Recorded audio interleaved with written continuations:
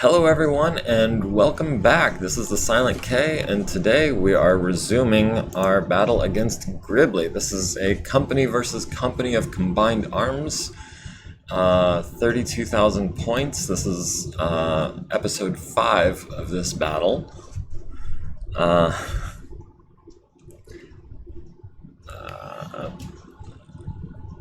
Turn down my volume on my chat. So we were middle of the movement phase in round, I believe, 5, or was it 6? Let me check the round report, if it'll show me. Ah, there it is. Wow, we're actually on round 8. I didn't realize we'd gotten so far. Okay, so I had just a couple of mechs left to move when I ran into some technical issues last night.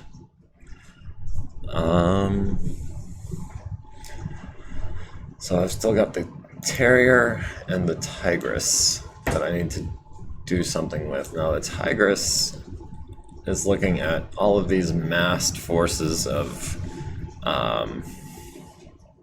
enemy units coming in hot.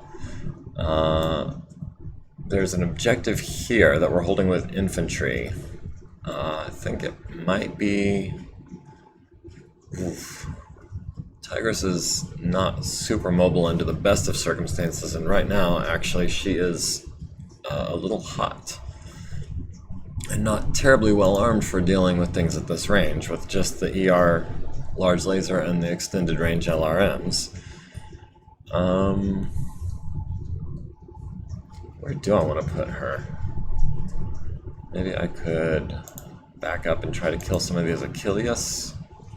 That gives me line of sight on more than I really want to. And that's also a piloting role for backing up over an elevation change. I think it's worth it to try to keep my distance.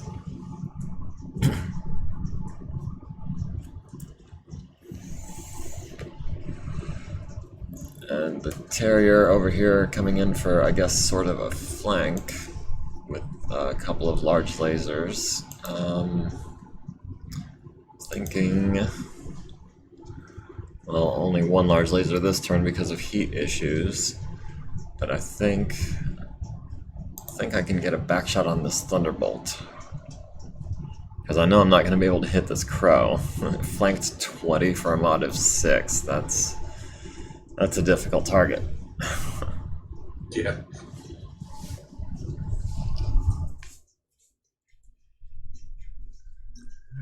Alright, now we should be moving into the aerospace section, where I've only got a couple of units left. That is the Trident, the Sparrowhawk, which is in full retreat, and the Thrush.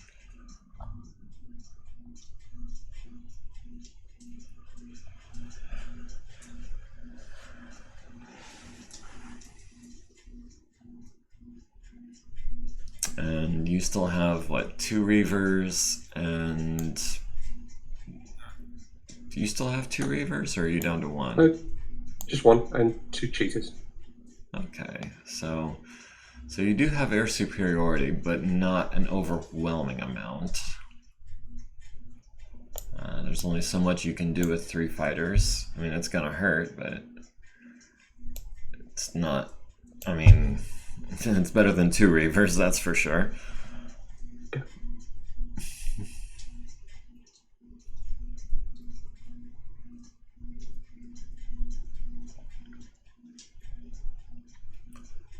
So we've got 1 cheetah down here, followed by my Trident, who might be able to take him down. We've got one of the Reavers over here, which is probably gonna try to get a shot. And the other cheetah over here, which looks like it's about to do a flyover on my Sprinter. Fortunately, he's still in pretty good shape.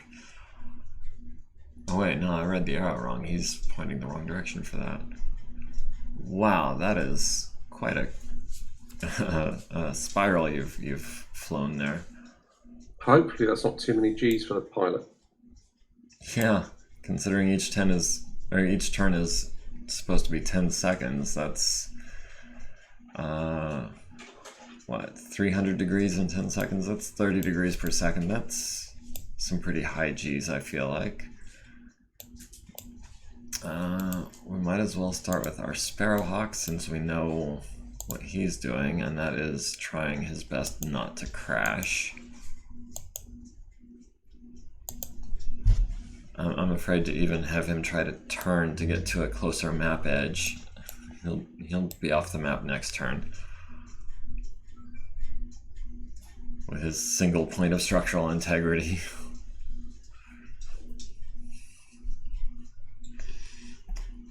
All systems damaged.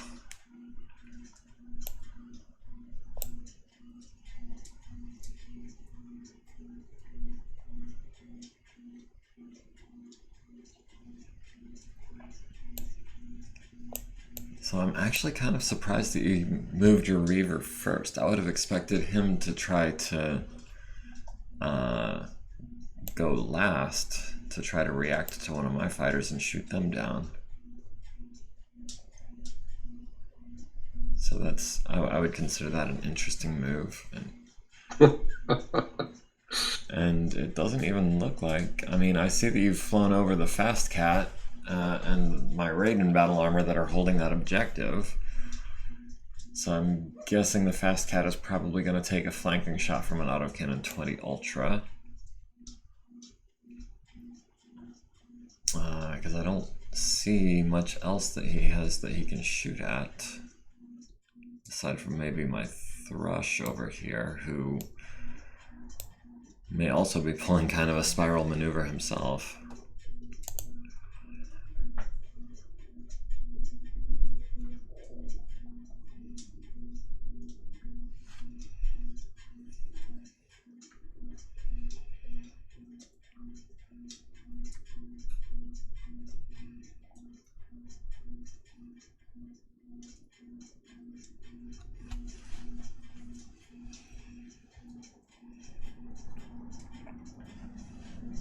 You know, it actually just occurred to me, if there was one other board game that you could give the Megamek treatment to, where they've taken a board game and they've put it on the computer to where you can play someone that's not local to you, would ASL be a good candidate for that, do you think? Advanced quality? Where you've got a computer. There must be a module for that in Vassal or something like that. A module for that where? Vassal. There's a. I'm guessing it's still around. It's been around for years and years. It's an online. I guess like for virtual board games. I guess you might call it a virtual tabletop these days. And there's all sorts of board games. I've never used it myself. I know people who have. I'm willing to bet that there's probably a squad leader module in Vassal for doing that. I've not heard of that. I've heard of Tabletop Simulator.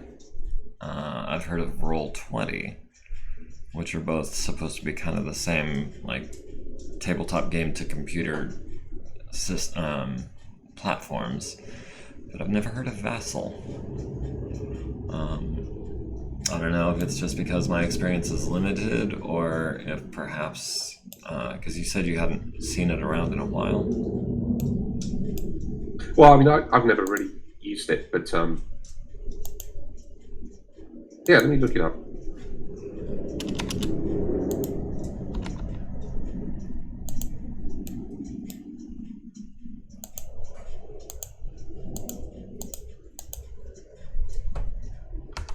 I think I only accelerated twice. So.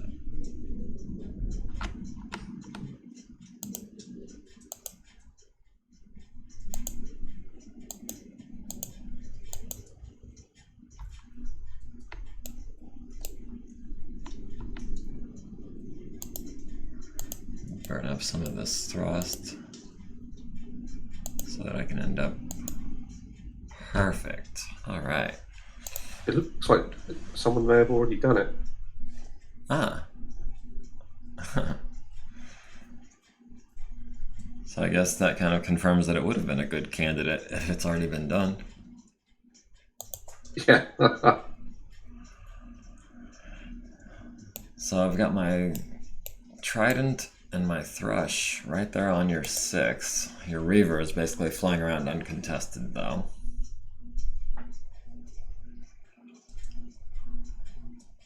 And the tigress almost tripped over her own feet. Needed a 5, got exactly a 5.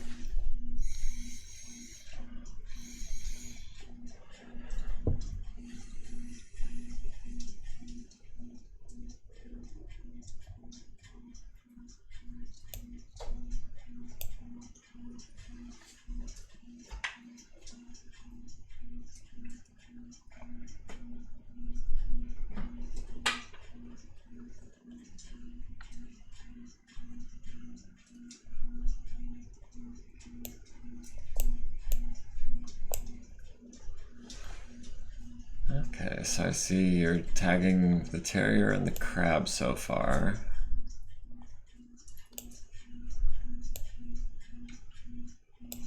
I don't think my cudgel is going to be able to tag your wraith. I think that might be more than 15 hexes.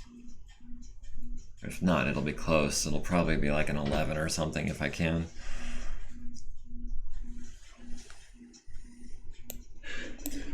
I see, yeah, 2 tags now on the terrier and 2 on the Jenner as well. That Jenner, it's already missing both arms and its right torso. Yeah, I was just looking at that. He's taken a bit more damage than I had realised. Same. I thought he still had one of his arms. But apparently I had forgotten when that happened. Oh, I've actually got a 9 on the wraith. Wolverine is out of range, so alright, well, we can at least try that.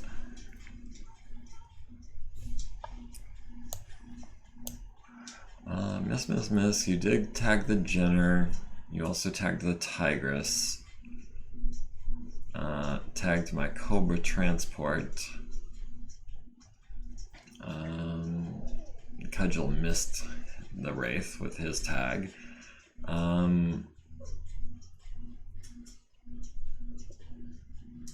Reaper number 3 apparently shooting himself in the rear. Mobile. Oh, this is your artillery. I see. Yeah, I dropped some artillery on there. Yeah, I saw Reaper self-propelled artillery fighting bulldogs hit, and I'm thinking, you know, for some reason my brain saw the word hit in color as if I was the one doing the shooting. But yeah, you hit him in the rear for 10, immobilizing him. Costing my mobile long tom 1 movement point, so he's now a 2/3, I believe. Other long tom taking 10 to the front, down to 6 armor, and impeding his driving skill rolls. My counter artillery, all missing and scattering, damaging some terrain, but not much else.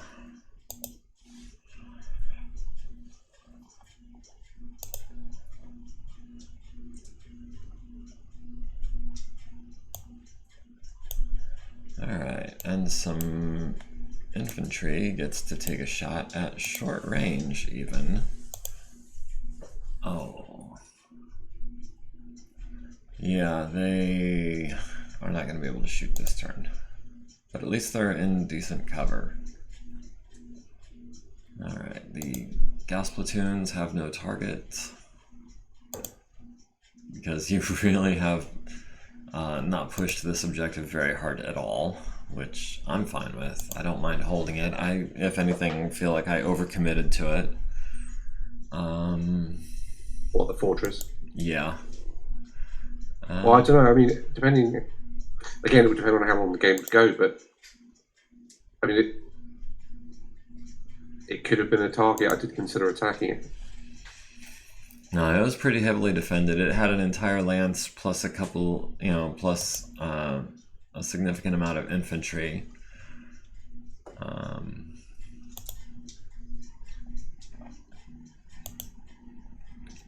Sure, we'll take an 11. better than nothing. That's a 1 in 12 chance I'll hit your Hawk Moth.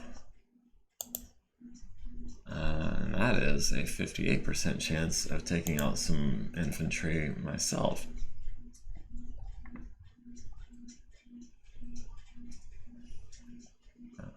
Done, because they have technically more than one option.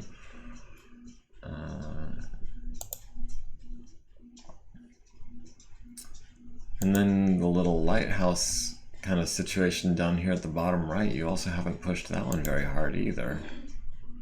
But I expect once you take the one by the bay, you're gonna push south to that one. Yep. Alright, stop that.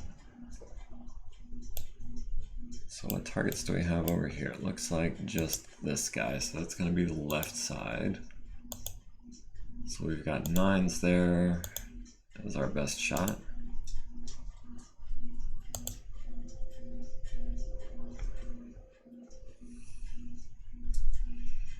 Nothing close enough to the artillery pieces to be within small arms range, because that's all they're really armed with, aside from their artillery. Yeah, these guys are poorly armed, aside from their main cannon, which is, yeah, they need support to protect them.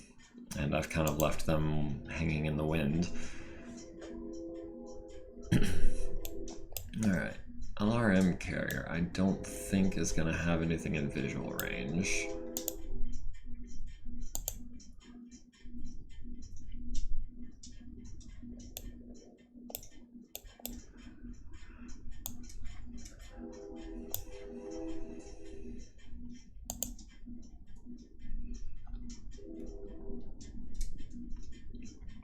And the SRM carrier also has no targets.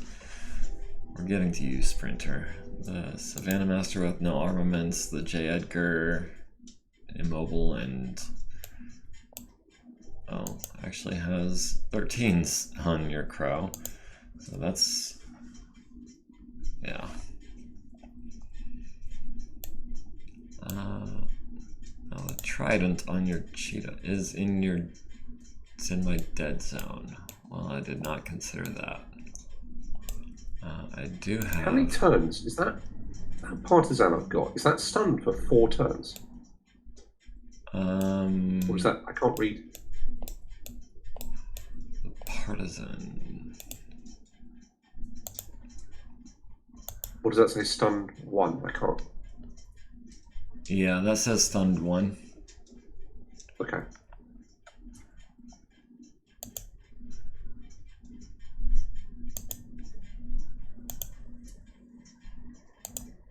That's a pretty easy shot considering it's out of his rear. Sparrowhawk is not trying to engage anything.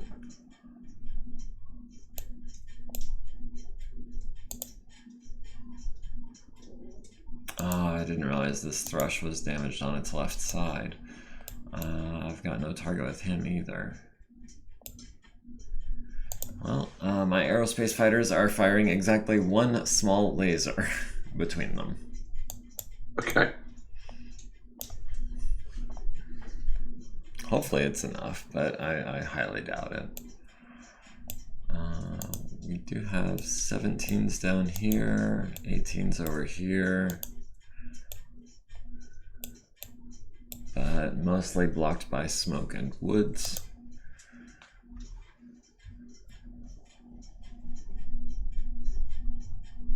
Now the Flamebird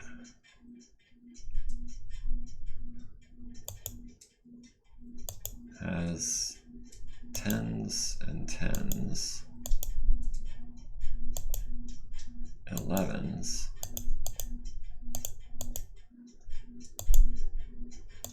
well, I guess I will take the 10s that I've got, and then we will, on a 4 or better, we should be starting a fire there.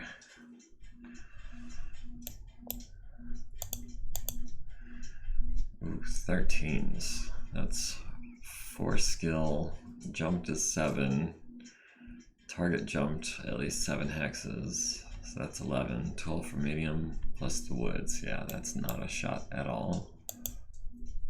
Also 13s. Alright, so the Clint isn't doing much of anything this turn, with his main gun out of commission.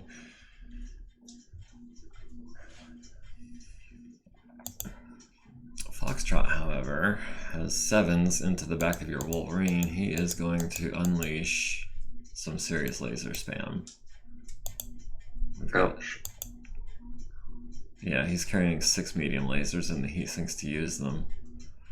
And we might as well fire some LRMs at your infantry because they're exactly 7 hexes away. Now the Sprinter doesn't have a great shot. We've got 9s and 10s. We've got 10s and 9s.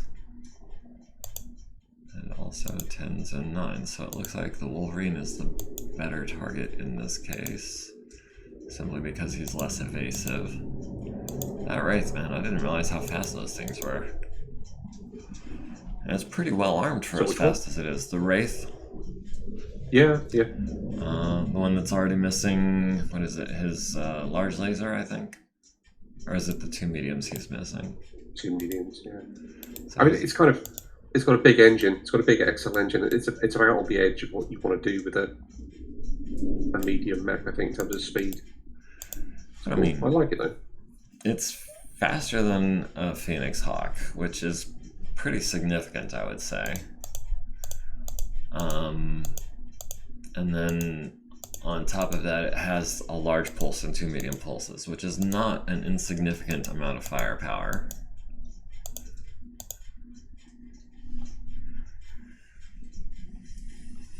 That is so many LRMs coming from the barrage. It is earning its name. Nice. So let's see. Ooh, oh, I like those numbers. The Cannoneer has 6s on the back of your Wolverine from 16 hexes away. That's nasty.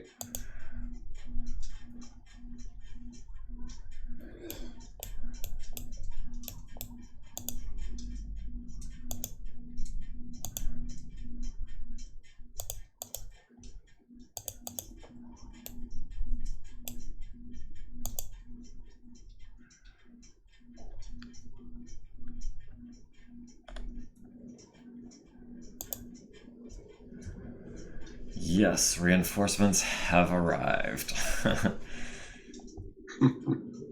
Jenner has no functioning weapons. And will probably start bugging out since he's also missing half of his jump jets. The Crab, I think, has one more good turn in him. Might be able to get a lucky shot on...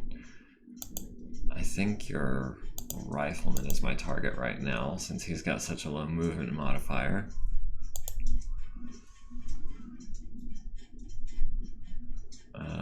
Tigress has a 10 there, 10 there, or an 8 there.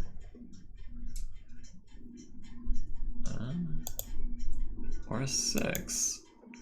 Yeah, we've got the heat to do that. We'll launch 20 ELRMs at the Orion on a 6. If we get lucky on the cluster roll, we might even force a piloting check. It takes a bit of getting used to with the wing and the nose arcs on the fighters, doesn't it? Yeah. Yeah, especially because I keep forgetting that my Sparrowhawks have wing-mounted weaponry, not nose-mounted weaponry, so I have to be directly lined up to get both shots off on it. And I was lined up on the wrong side. I lined you up with the one that was actually inoperable, so I didn't get to take a shot at all. The only shot that I'm taking is from the aft, which I thought was kind of funny. Randall Monkman, I just noticed that guy's name. Alright. So the Reaver and the Cheetah both losing altitude from weapon attacks. So they must be firing at ground targets. We've got ghost targets active from your Mantis number 1. Phoenix Hawk at the Flamebird getting a head hit with his first shot, and then a center torso rear critting on the gyro with his second. Both small pulse laser, X-pulse lasers missing on 11s. The Apollo at the Tigress needing 9s and missing. Jump Platoon at the Hawkmoth missing. Wolverine at the Sprinter and the Foxtrot manages to land a medium laser to the right rear leg of the Foxtrot, down to 15 armor there. My Raiden battle armor at your Foot Platoon manages to kill 3 guys. I keep hoping those machine guns are going to be more effective, but that armor that you've got... They are effective, given, I mean, they're pretty cheap, but you're getting hits and you're killing stuff, so... Yeah, but if you didn't have armor, that would have been 6 guys down. Instead, it's only 3, which is a little underwhelming. Wraith missing, Anzu missing this broadside of the barn.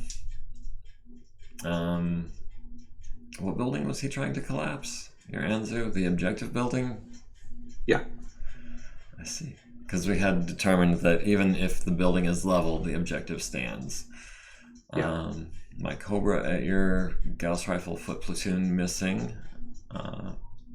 Almost triggering an accidental fire check, but not quite.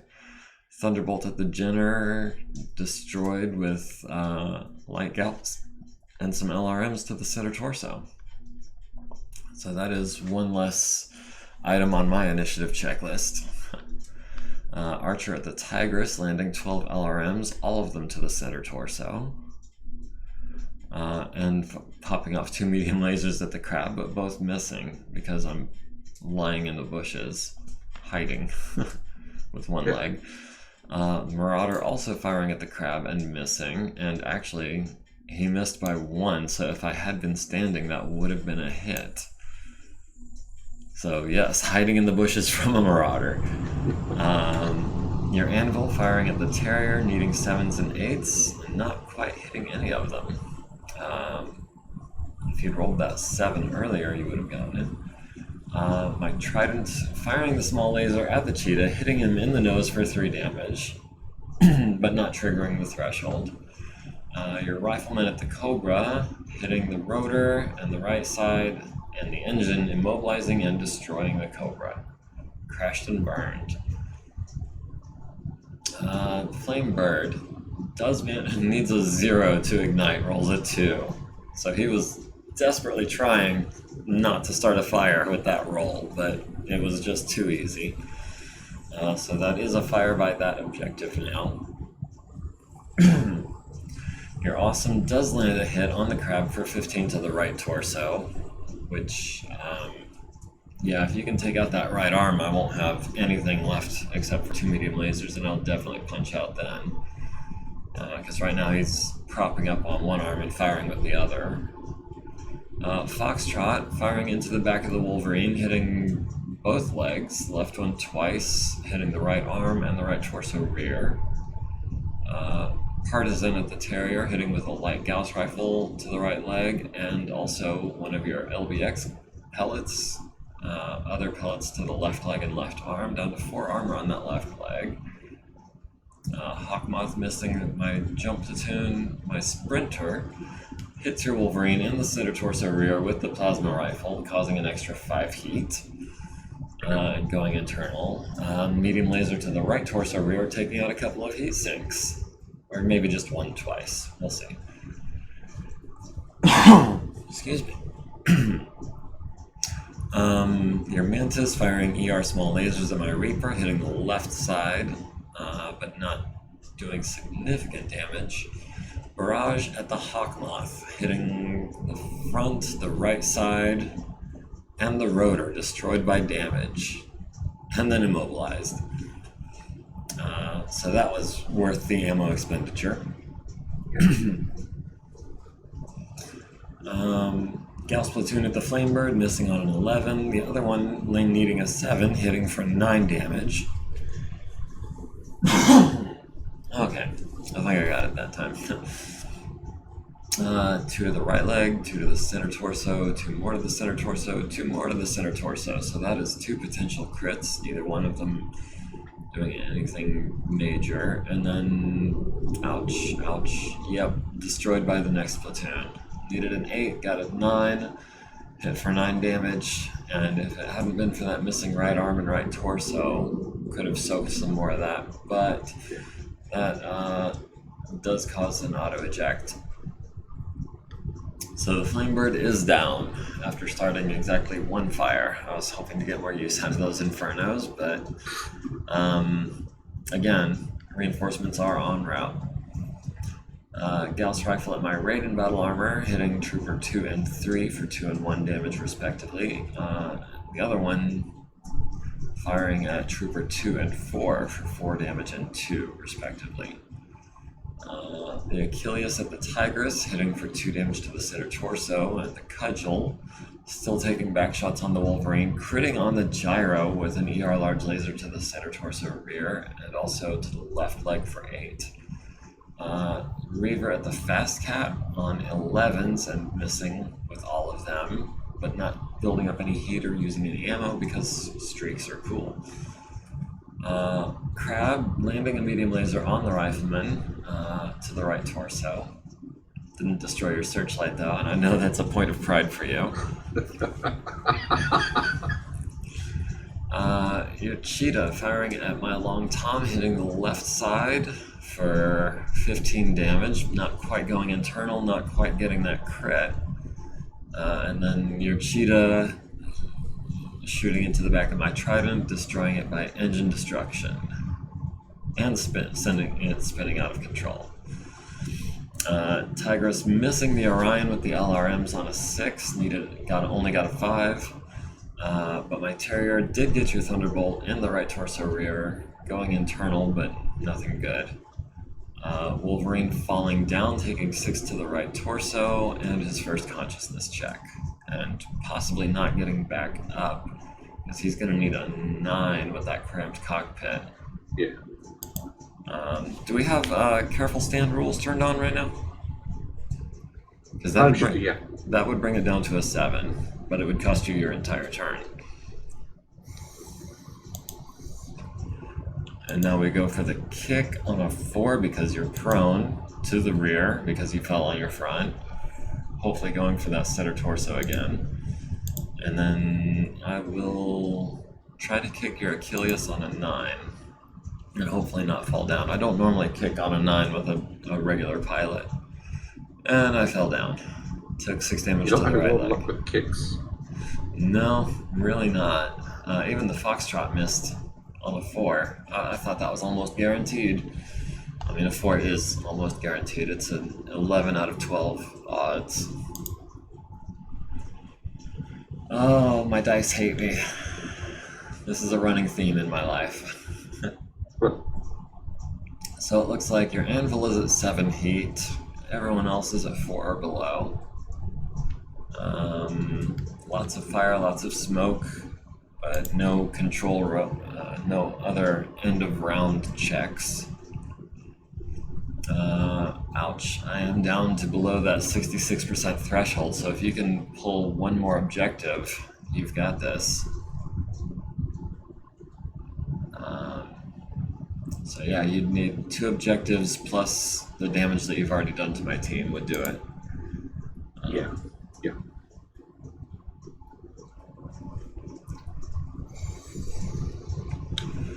Whereas I would need to take control of this northwestern objective and deal another 16% of your damage, or damage to your forces. Alright, so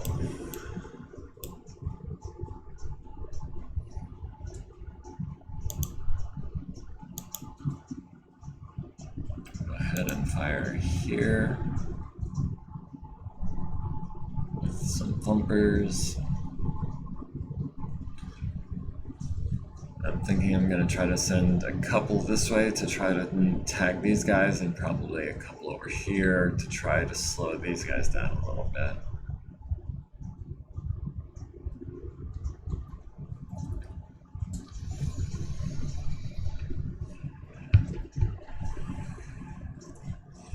Well, how does it feel knowing that this might be the last episode of this match? Yeah, it's been a long game, but it's been pretty cool. I've enjoyed it. Yeah. I think we're coming up on about 9 hours worth of game. Because each episode has been at least 2 hours, and this is episode 5. Yeah, I don't think I've ever taken part in a Battletech game that lasted this long. Well, no, I take that back. There was one time when I was in the Army, I was on CQ duty, which is charge of quarters, which is basically just standing watch over the barracks. And me and the guy that I was on watch with spread out, I think it was 12 map sheets, and we caused quite a few upset soldiers trying to walk through, and we were like, no, don't step on the models. That lasted all night. We only got a couple of turns in, didn't finish it. This will be the longest match that I've finished for sure. Cool.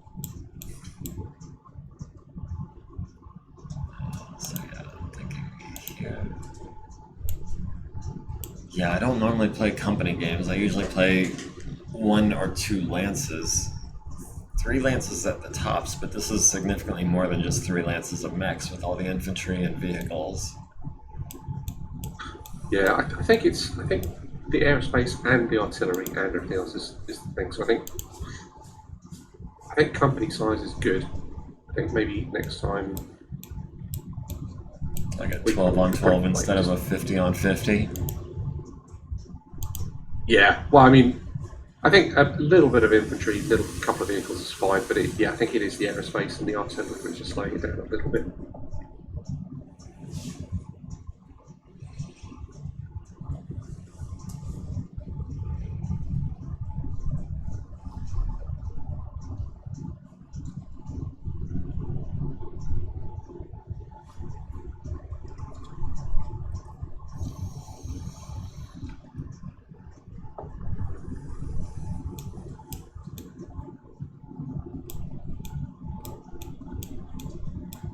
This is the one firing flares. So where do we want to eliminate?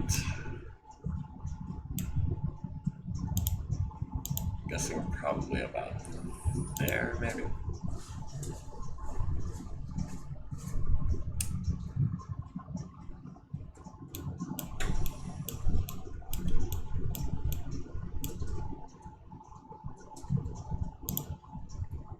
Yes, I know this is danger close, but all the enemies are danger closer.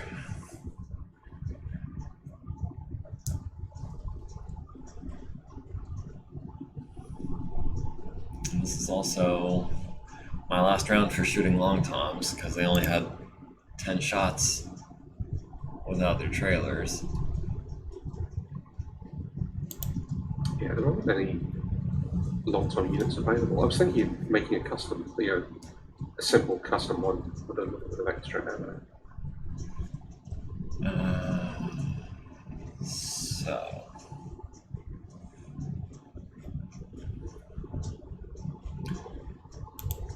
now the crab. I know we're playing kind of like a vaguely RPG-ish kind of scenario. I feel like I could get one more shot out of my crab, but with your Marauder right there, he's definitely going to get stepped on sometime this turn. I don't think it's worth the last, one last ditch shot. We're gonna go ahead and pull out. Needs an 8, watch him go unconscious.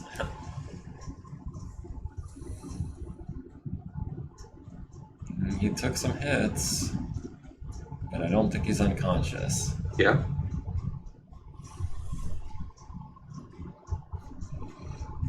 And then these guys need to get the hell out of there. But, ooh, which way do we go? That's in one turn. We could get there. Hopefully it scatters, honestly.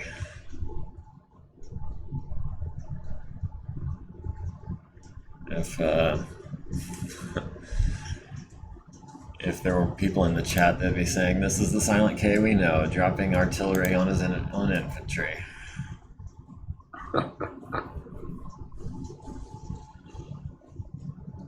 Hopefully 2 turns is long enough for them to get out of the blast radius. Watch, it's just gonna scatter right on top of them.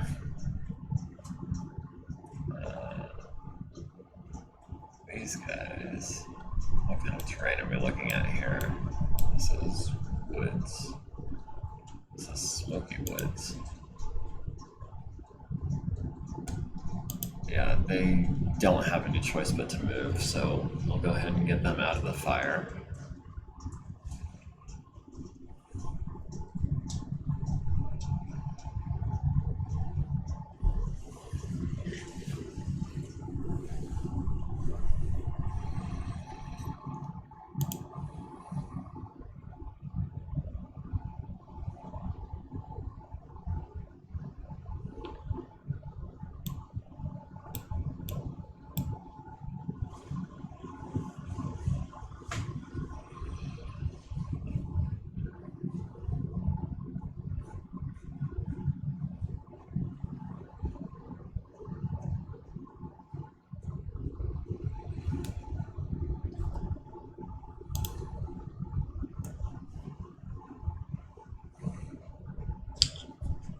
Did that mech with the Infernos, did that actually hit the minefield?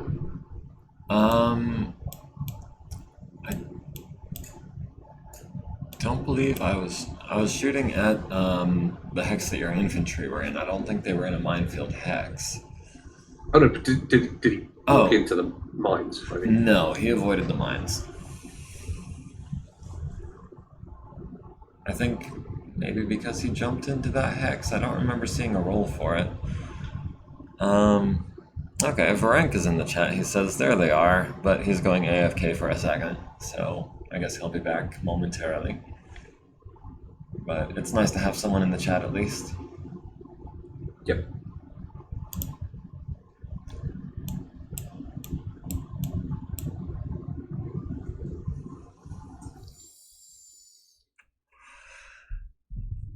Yeah, I'm thinking maybe my custom mechs. I don't know if it was just poor design choices or poor strategy, but they did not perform as well as I was hoping they would. Conditions just weren't ideal, I think, for a lot of them. And also, I had some what I would call level 2 tech, which is, standard level in 3050 technology, but they didn't have anything like stealth armor or anything other than like Gauss rifles and C3.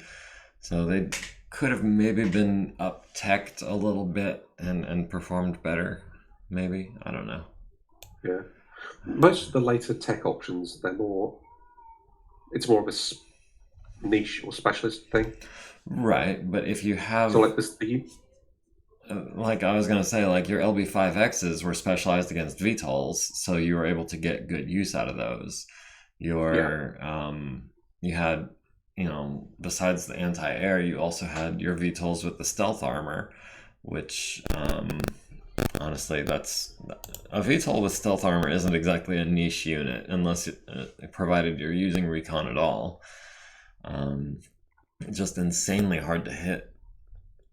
Whereas I think if I did have the stealth armor turned off partly to put the ECM on for jamming, which, for example, like you talked about, like some of the units not performing that well.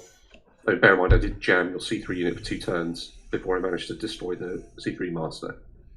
So it wasn't so much it not performing that well. It was identified as a problem, and I tried to deal with it as best I could. Yeah, you had.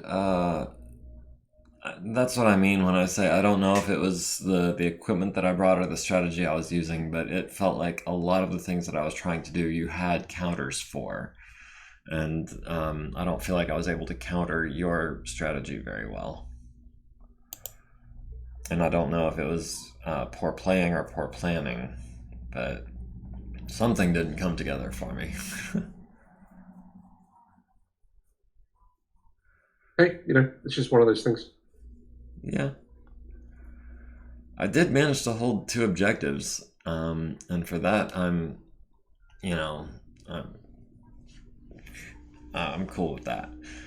I mean, you didn't totally steamroll me, but it's pretty clear that you're gonna have the victory points before I do. Well, I mean, as long as I need to make, well, I need to take the lighthouse, the southern lighthouse. Otherwise, yeah. Oh, because one of the objectives you're holding right now is your defensive position, the one that doesn't score you any points. Right. Yeah, the one on the top left that's your objective. Yeah. It's your secondary objective, yeah. Um. Hmm.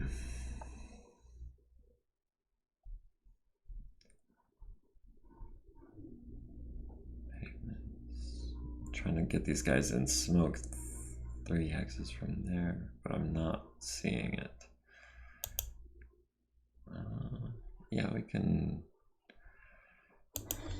leave those guys kind of right there.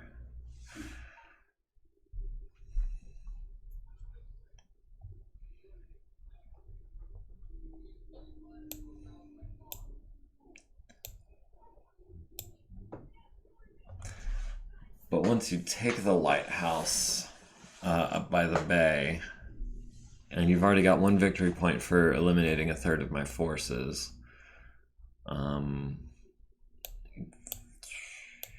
that's not a long walk to capture that southern objective for you.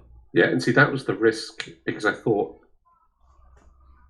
I'd get to the one out on the bay quicker, which I haven't. I mean, my mechs weren't fast enough. I should have had some faster mechs for that strategy, but it was like a quick rush to there and then a dash to the south. I mean, your C3 Lance could still probably just rush east and engage.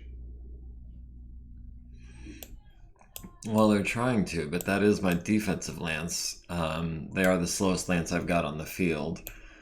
I had a recon lance and I had an attack lance, and they've both been pretty decimated. And I think it was because I tried to go for a faster deployment. And like you were saying, the faster a mech is, it's a multiplicative effect on its battle value. So while I was moving quicker and I engaged you on the north side of the field, I didn't have the guns or armor to make it hold. So in this case, I really thought the speed would be more crucial. I thought being able to get out there and recon and take objectives in kind of a lightning strike kind of strategy would be effective, but I ended up just being undergunned and under-armored. But yeah, I mean, that was the result of the scouting. I think that having the fast mobile force really works as long as you have the information to see, well, because I've heavily overloaded this side. So if you'd have spotted me like a turn earlier, the faster force could have, because I couldn't have caught them. I couldn't have chased after them and caught them. So I think there's definitely a place for the slightly faster units. Certainly if it's like mediums that are 5'8" or 6'9", just that little bit faster.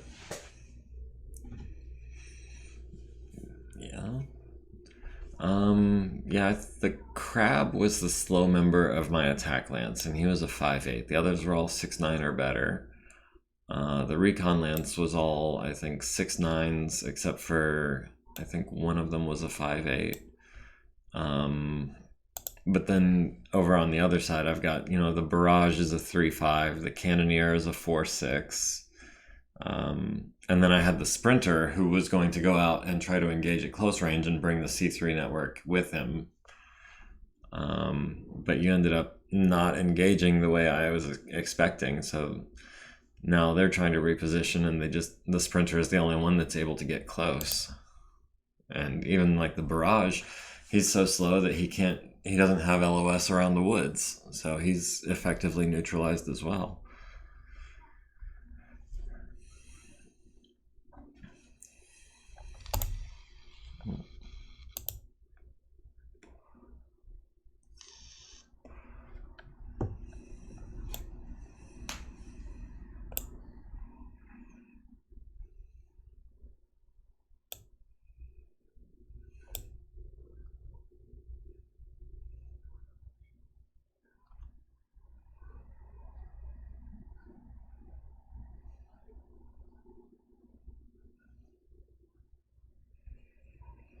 So I had noticed a couple of turns ago that you were moving your mechs early in the turn and then your infantry later and your scouts. And it seems like this turn you're kind of doing the opposite. I see a lot of mechs haven't moved yet, but all of your infantry and scouts have, it looks like.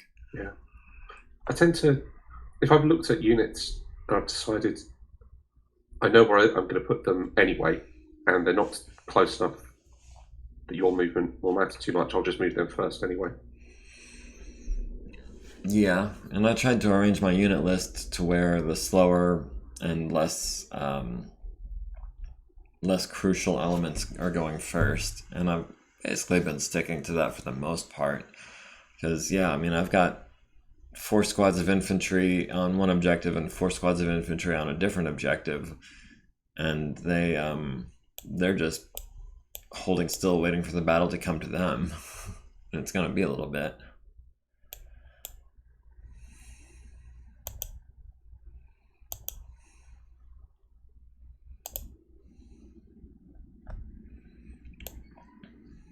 Oh, the Tigress fell over. What? Oh yes, she missed her kick. Ah, yeah.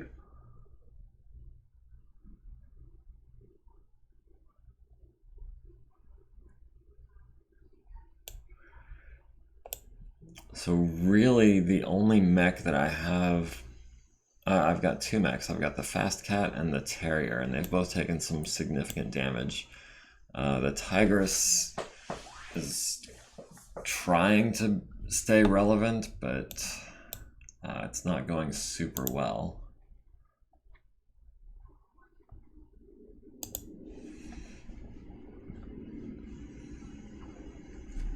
The Tigress was really designed to be part of a C3 lance with the ELRMs and the large laser. Yeah.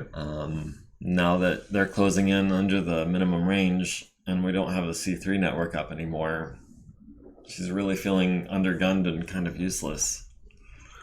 Yeah, the ELRMs are actually very late era technology. Yeah, I had They're to. They were when I first transferred the files over from when I first created her years ago. It loaded up as an invalid design because they weren't invented until what was it, 3074, I think, is when I had to change the year to. Okay. I may be misremembering. Yeah, I think that sounds about right. Something like that, yeah.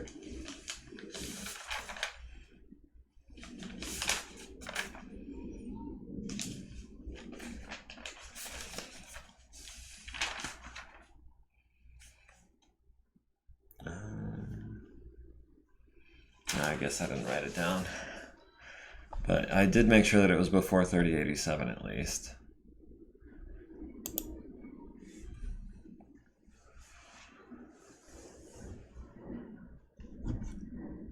But yeah, that was a design that I had I had created right after I got a hold of a new set of rules that had come out. And if memory serves, that was actually created for that 12 map game that I played on CQ that one night. Because I'm like, well, if we're going to start, 30 some odd hexes away from each other, I'm going to load up on ELRMs and waste them before he even gets close. Yeah. And if memory serves, that strategy was actually working relatively well when we had to pack it up at 6 a.m. or whenever.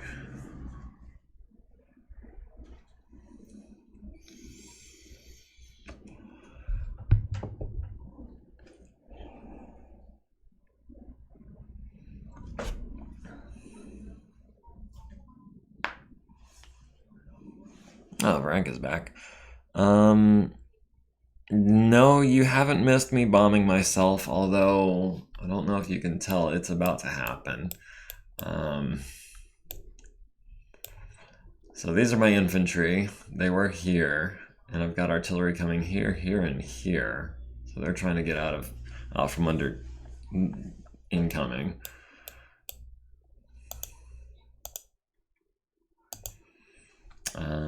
Hopefully those scatter in a direction other than the direction I'm running.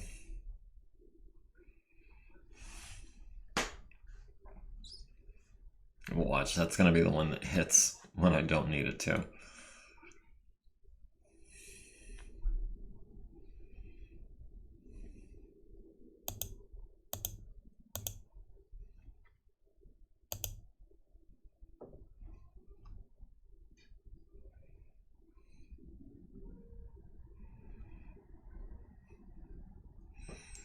Yeah, I don't know if everyone has as much trouble aiming their artillery as I do, but I find artillery very tricky to use.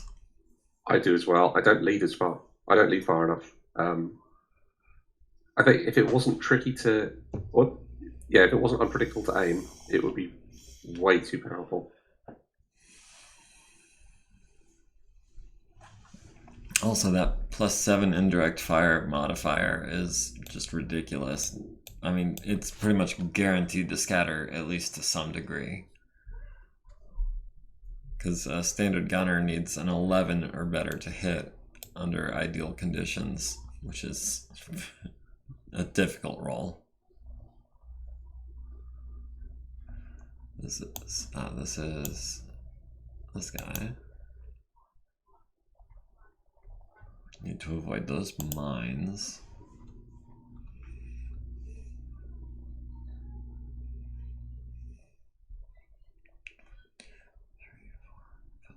Yeah.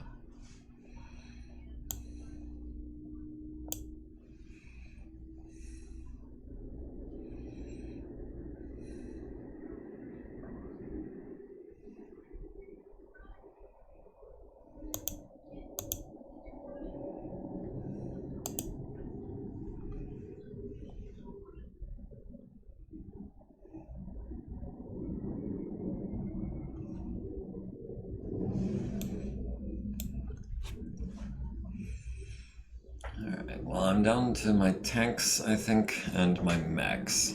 So, last little bit of this movement phase.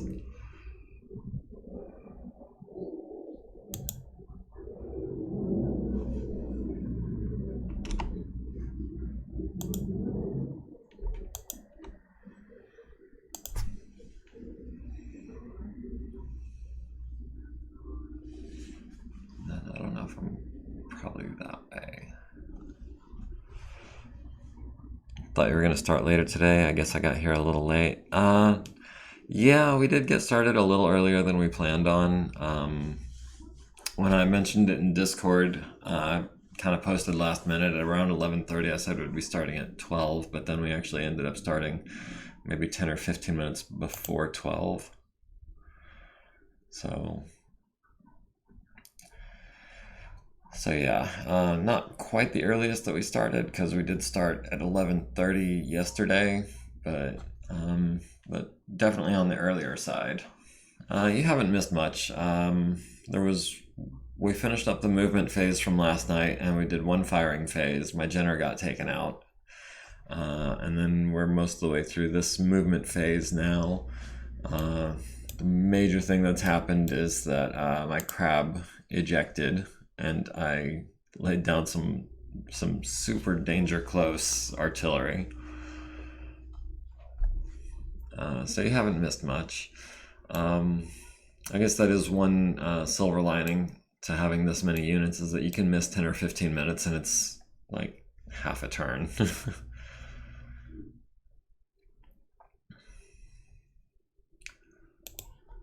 Let's go ahead and move this guy. He's only got the 2 mediums. Try to keep him out of sight as much as possible.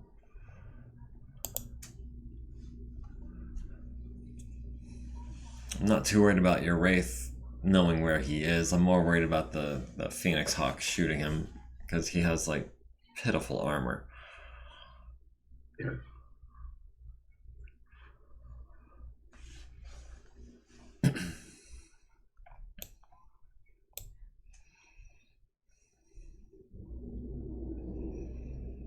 And I think the Sprinter is going to have to cool it for a turn on the Mask. He was rolling 3 pluses last time I used it.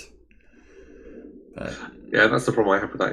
It's so tempting to keep going fast. I mean, I feel that way with the regular rules enabled, but with the kinder mask, I feel like my inclination to push that is less because I'm getting more effect for the same amount of risk. Yeah.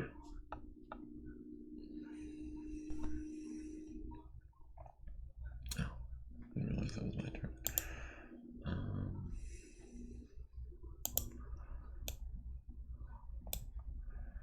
Foxtrot is the one with all the mediums, right? Yes.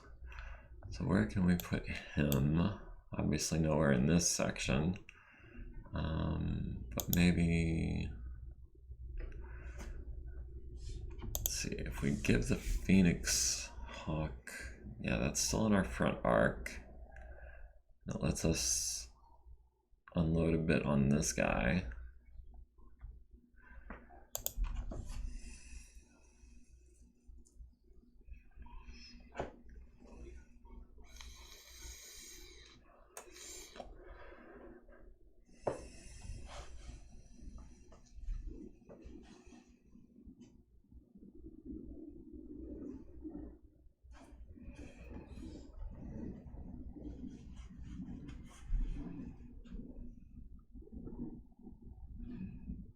Okay, we're holding off on you.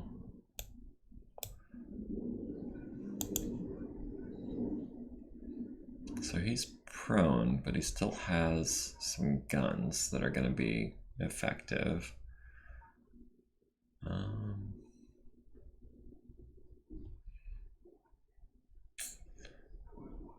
of what I want to do is,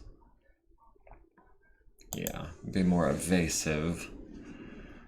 Not worried about the heat, or so much the targeting because we've got these guys to do the shooting.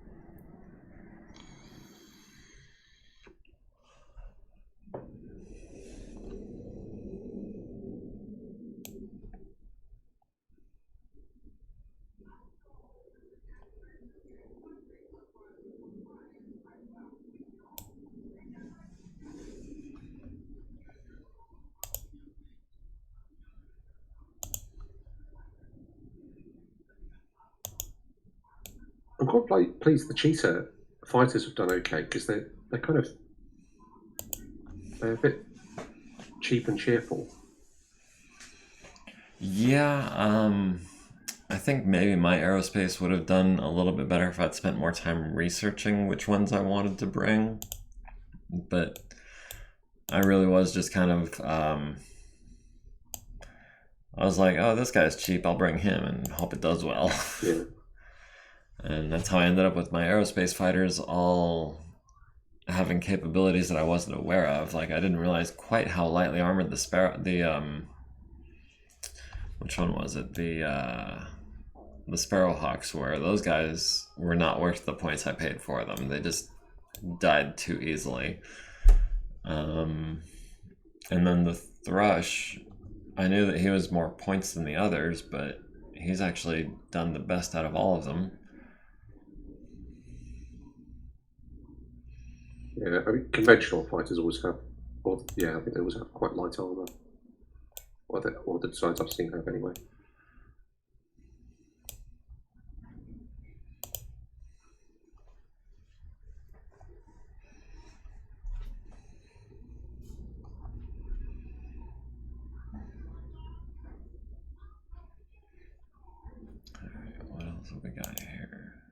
the fast cat, the tigress, the terrier. Well, you're not going anywhere.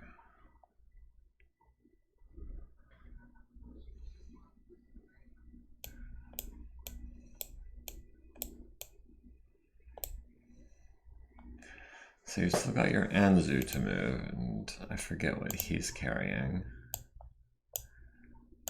He is still in pretty heavily armored shape. Light PPC, LRM 10.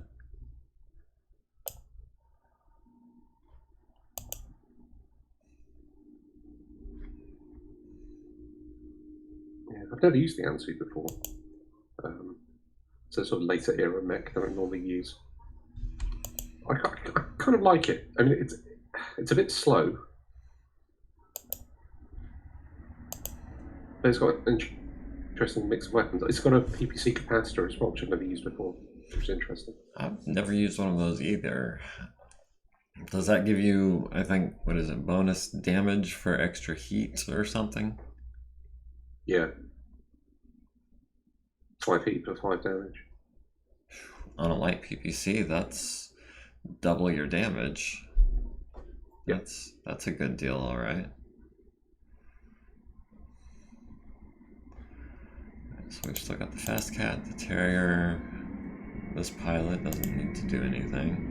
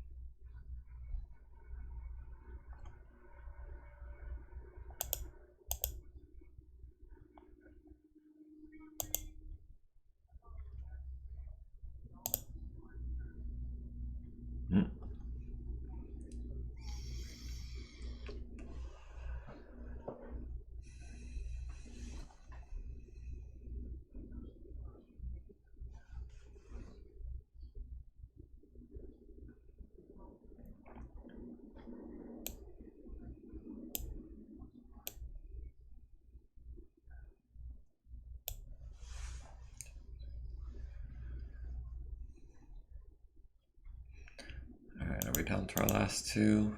Yeah, we are.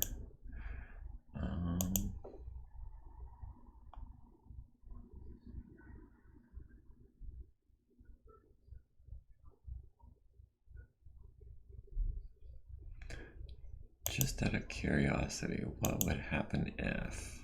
Oof, a 9, no. Let's see if maybe...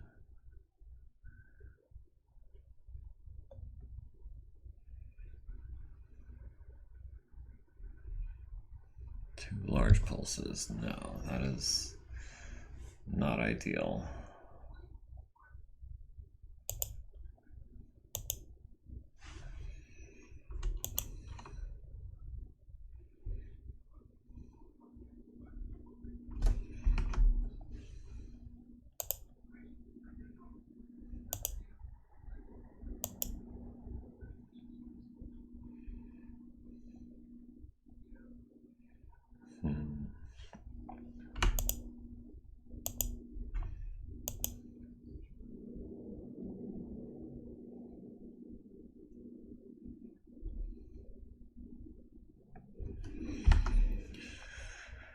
My terrier. I'm trying to move him, but I'm not seeing any good places to put him. Because, like, he's designed to be hunting down bug mechs, not taking on thunderbolts in a face-to-face slugging match. Thought about maybe trying to move behind your Achilles, Yeah. but... And he doesn't have jump jets, does he? No. No, he strictly land movement only.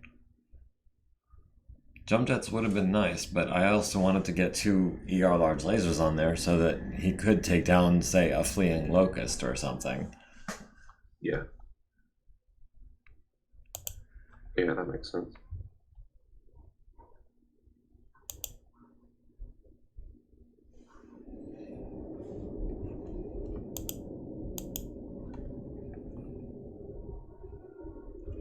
Varank says, has anyone walked on any mines today, or has that become a hazard to avoid? No.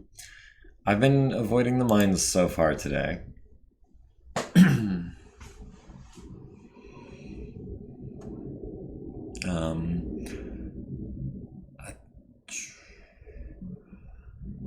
I've got a couple of units that are standing in minefields right now, but they haven't set anything off.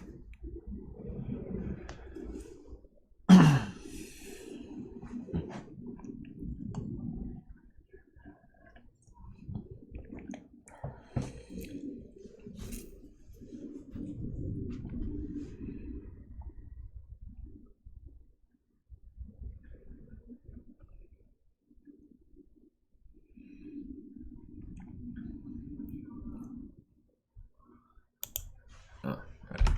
Need to spend my one thrust point.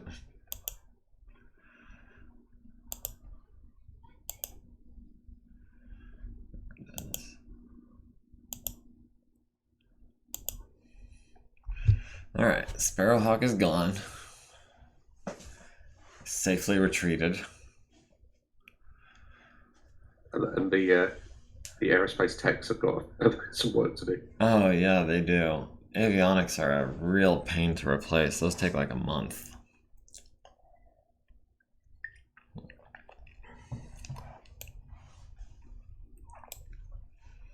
Let's see, you're down to one laser.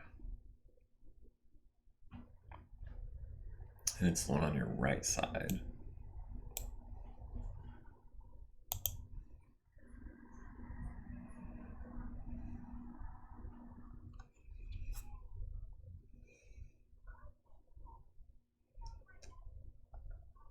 Where is my other one?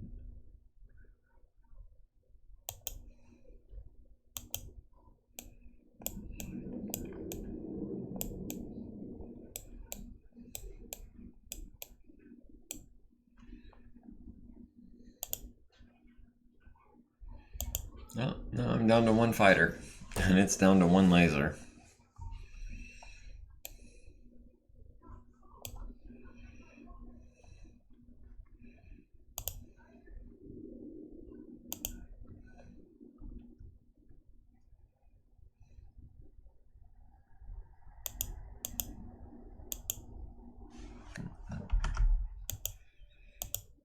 Okay. I didn't even... Okay, we're at the same altitude. I just realized after I moved it that I was like, wait, I didn't... He's gonna be in my dead zone, but no, we're both at altitude 4. And hopefully your cheetah has no choice but to overshoot me.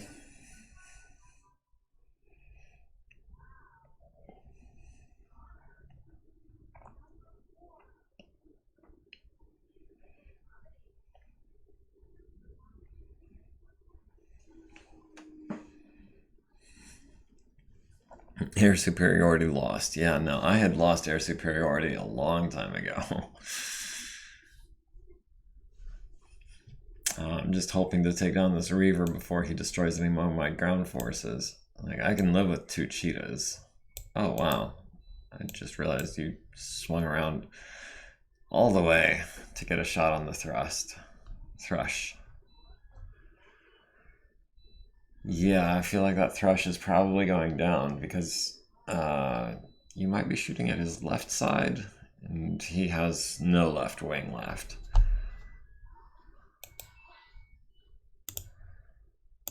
It says light damage, but it says light damage, but I've already lost structural integrity, so I consider that pretty heavy. Oh, it's like that scene in Independence Day where he's flying the suicide plane into the enemy ship. It's what that thrush is doing with your Reaver. Yeah. I'm guessing that movie didn't do as well in Britain as it did in America. Which one? Independence Day, ID4 came out. First one? Yeah. Yeah, of course it did. Yeah, it's a good film. Oh. Why would it not do well over here? Well, I mean, it was kind of a big holiday blockbuster for, like, Independence Day, which I I don't know. I mean, I know that at the time it was widely hailed as being, a special effects monster, but I just figured it was kind of more of a local thing than a global thing. Did he not move? They decelerated and hovered. Oh, I forgot that was a thing they could do. Yeah. No, I mean, you know, big summer blockbusters do just as well everywhere else. I mean, the fact that it's related to Independence Day, it's not really. I mean, firstly, like the American Independence Day is not a thing over here. Not something people really think of or really worried about. I think it's much more in the minds of Americans than it is in people in other countries, even in Britain, because it's not such a big thing. And the movie itself was good. I mean, the general theme, and it was a fairly simple, um, straightforward, kind of fun movie. Yeah, it was very successful. Kind of universal appeal. Yeah. Yeah.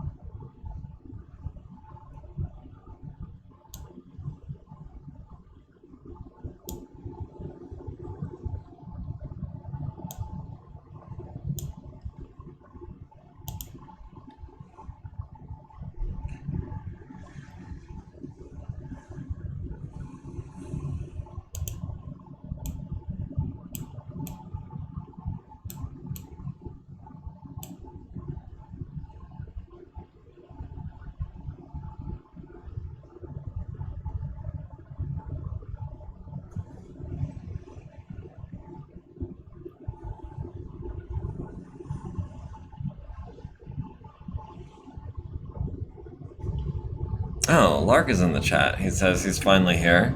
Have we taken Mukambura yet? We're working on it.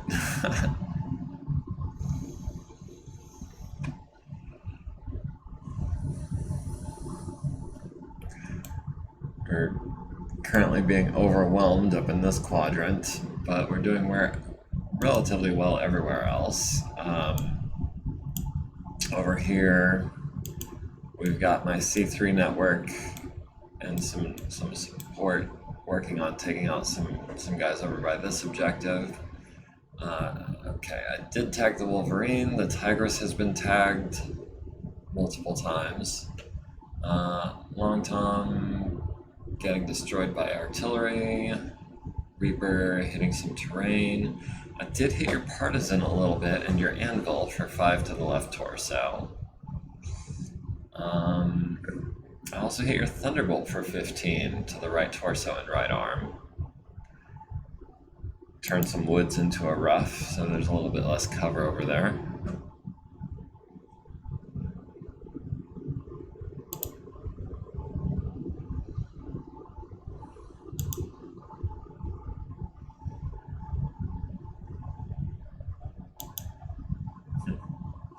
Yep, no, these guys are toast.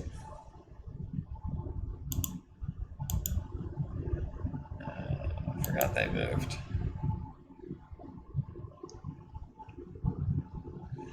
Yeah, Gauss infantry don't have a target.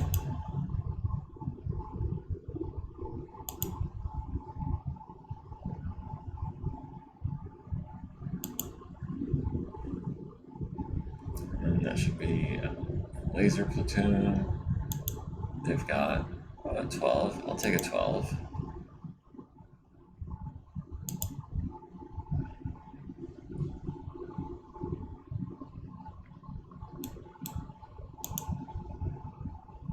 They're not in range.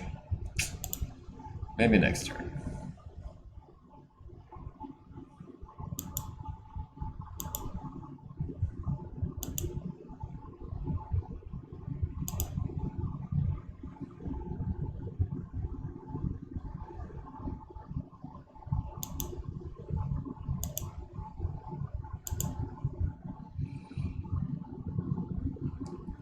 Silent K is trying to hide his air units before they're shot down. Might be a little late for that.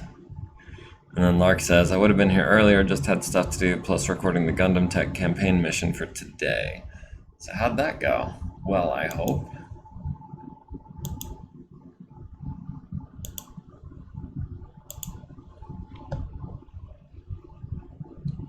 Did I kill anything? Did I die?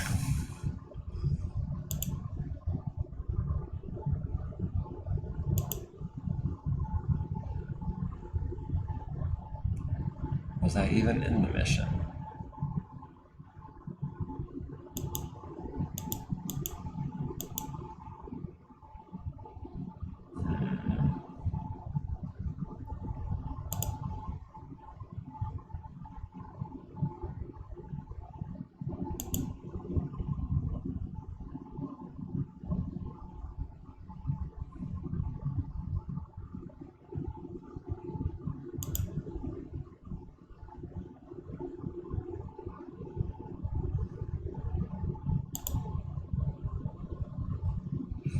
He says, I'll post it in a few hours. You did get a kill, just not the best of ones. It was a simple GM trainer with a combat refit. You did brawl it out and tear into some other suits for assists, though. Alright. I'll take it. As long as I wasn't completely useless and didn't get killed, I consider that a win.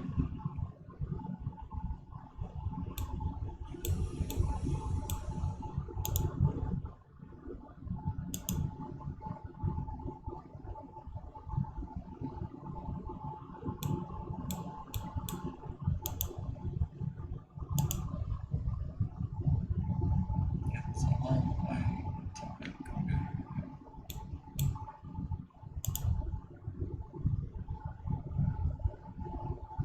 go. Speaking of Lark's Gundam Tech campaign, I saw that Gribbly had actually joined that server. Didn't realize you were a Gundam fan, if in fact you are. No, I know nothing about it whatsoever. Well, same I'm as just me. curious. Really. It's been a learning experience for sure. I've learned a lot about Gundam in the last few days.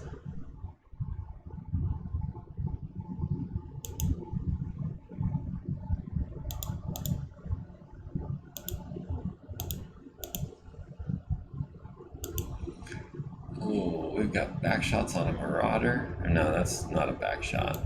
He's just torso twisted. Still, 7s and 9s. I'll take it.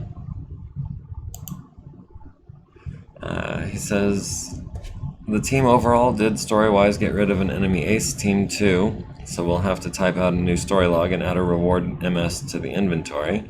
The thing about learning about Gundam is that you easily learn it's nothing like you expect it to be from pop culture osmosis. Yeah, it's, I think, infinitely more complicated. I did not realize that there was more than a couple different kinds of suits.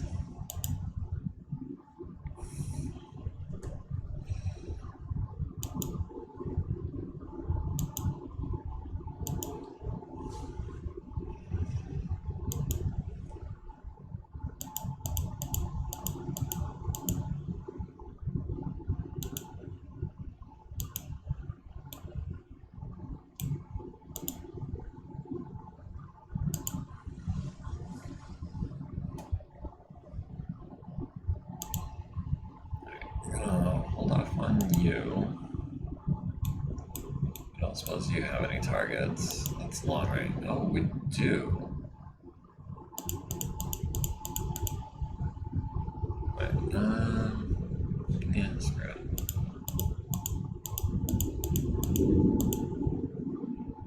How many does that leave? That leaves 4. That's fine. We need it to cool down anyways.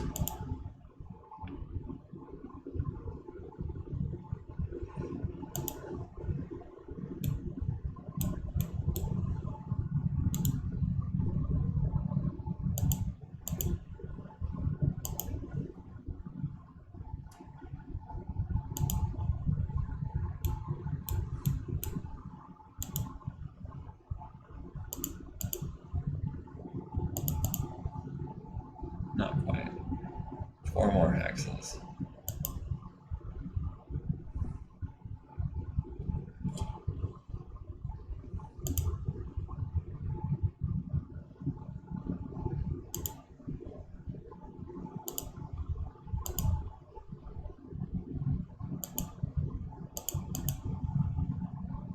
Yeah, I don't want to build up 5 heat just for 1 extra shot. That's not worth it.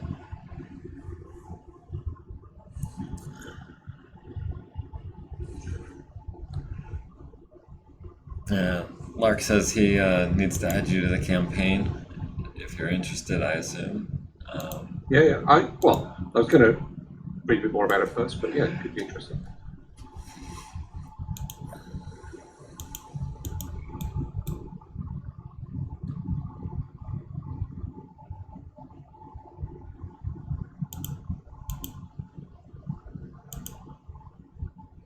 So we got a 10 there, or an 8 there, or a 9. We'll take the 8. Well, we can take the 8 and the 9, sure.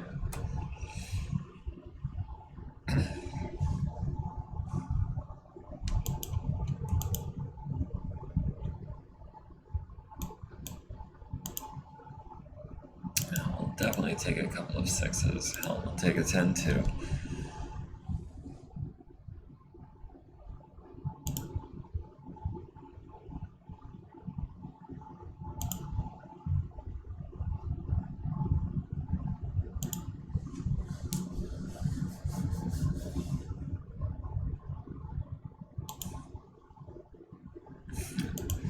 Unarmed pilots.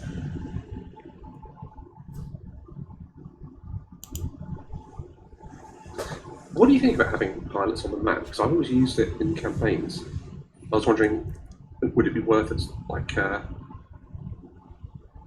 put them to auto escape or something? For a campaign where it's important whether or not someone gets captured, I think it's a great idea. For a match like this, I would probably have them auto flee, just because it can, I feel like, mess with the initiative order, and they really don't do anything. Yeah, okay. Well, I'll bear that in mind next time. Alright. So your Phoenix Hawk shot my Foxtrot in the front right leg, damaging his hip and his foot. So that's going to impair his mobility a fair amount, which is a shame because this guy was actually really mobile. 696, the hip and foot, that's going to bring him down to, what, like a 3, 5, 6? And he's going to be making piloting checks now. Small laser to the rear left leg as well. Your Apollo at my anti-mech LRM platoon, killing 12 of them with small pulse lasers. Jump platoon missing the Achilles on a 12. Wolverine at the Sprinter, hitting with a streak 6. Splashing damage all over. It looks like both arms, both legs, center torso. Down to 9 armor on the right leg. Wraith missing the Foxtrot on an 8, gets a 7. I landed some laser fire on your Partisan, costing us some movement points. Anzu missing the Tigress. Raiden landing a hit on your Gauss Rifle platoon, killing 5 guys. So that's 5 more of them down. Your Thunderbolt at the Tigress, landing a light Gauss Rifle to the left leg. Archer missing the Tigress on 9s. Marauder hitting a heavy PPC to the left arm on that same Tigress, down to 3 armor there. And 8 pelts from the LBX. Going internal on the left torso and critting out the ELRMs. So she's down to just a large laser. Anvil landing 2 large pulses on the Terrier to the left torso and right arm. The Orion also landing 8 pellets from an LBX on the Tigress, leaving the left arm at 1 armor, but otherwise splashing around all over. Rifleman missing the fast cat on 11s. The Awesome hitting the Terrier some more with a snub-nosed PPC to the center torso, critting the engine and gyro. Fast Cat firing some medium pulse lasers at your Marauder, hitting the left torso and the center torso. Partisan at the Terrier, missing on 10s and 9s. Clint missing the Wolverine on 9s. The Foxtrot at the Wraith, landing a medium laser to the right torso on an 11. 13 armor remaining. Partisan opening fire on the Terrier with LV5Xs, but missing. Hawkmoth at my Reaper, hitting the front, left side, right, front, some more. Costing it some movement points. This one was already immobile, wasn't it? Number 4? No, it was I can't not. remember. It was one of them was damaged on the left side, and I was shooting on the left side. I'm not sure if that's. I might be. This might be the one I'm trying to immobilize. So yeah, I don't know. No, it looks like number 4 is in pretty good shape, but well, he was. Now he's down to. He's not immobilized, but I think he's down to 0 movement points. Okay. And then number 3 was damaged in the rear previously and immobile. And now he is taking damage to the left side for the fuel tank and destroyed in a fuel explosion.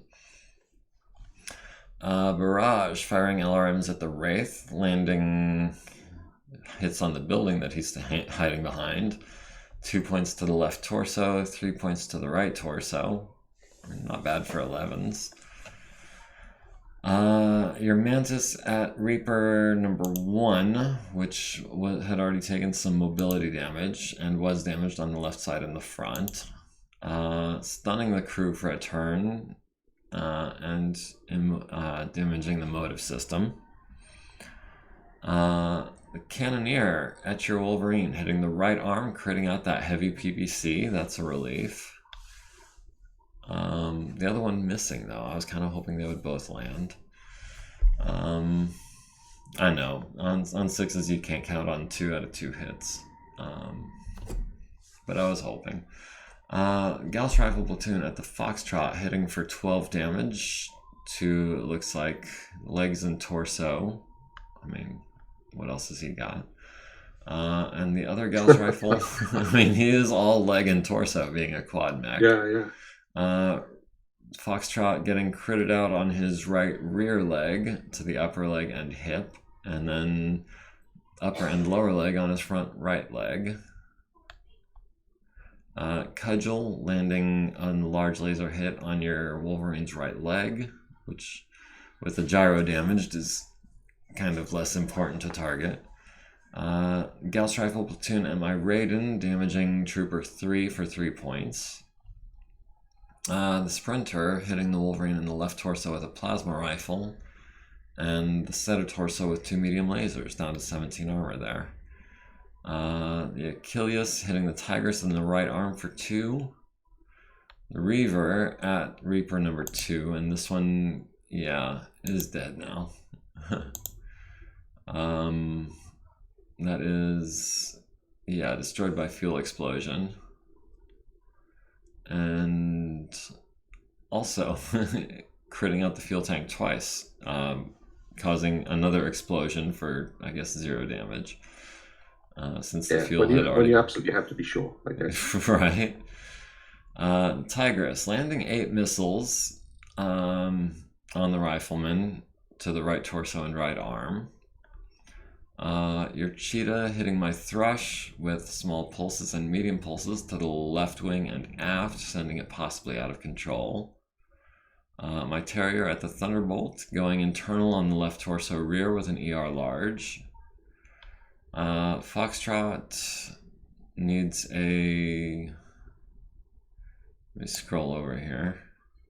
Needs a 12, gets a 6. Falls on its front for 4 damage to the right torso and makes the first consciousness check. Tigress needs a 7, stays standing. Terrier needs a 9, falls down, takes 4 to the right torso, and blacks out with his 3rd consciousness check.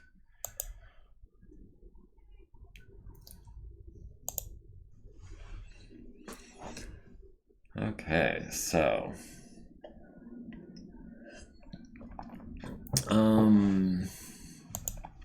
can I and try to knock down this Marauder. I need a 7. What else have we got? We've got a 9 on the Apollo. We'll take the 7.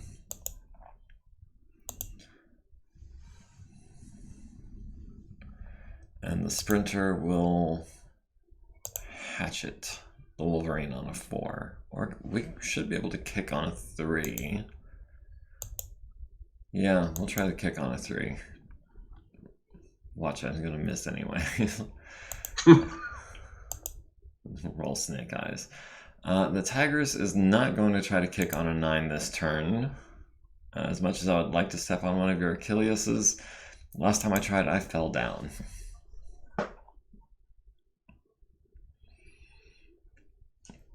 Lark says, seems like the fighting has been brought to the Bulldogs. Yes, it absolutely has. Wraith, kicking the Foxtrot in the front right leg and destroying it, transferring into the right torso. The Fast Cat, critting on the Marauder, the upper and lower legs. So he is now a 2-3 movement profile, if I'm not mistaken. And the Sprinter, kicking the Wolverine in the left torso, down to 11 structure remaining. Marauder, falling down, taking 8 to the center and right torso. Plenty of armor remaining, but to making his first consciousness check. So that's a boon.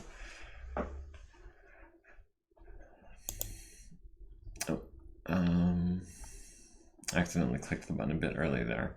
The Thrush crashes, takes 80 to the nose. Lots and lots of fire and smoke.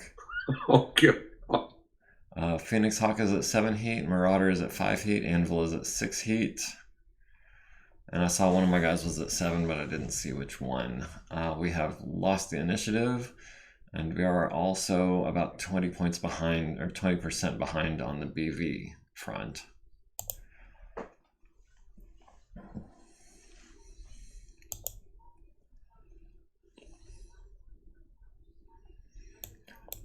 And we are down to, it looks like, 2 Reapers and 1 Long Tom. Well, keep shooting, boys. That's all we can do. Oh, and one of them is stunned. Can't even shoot.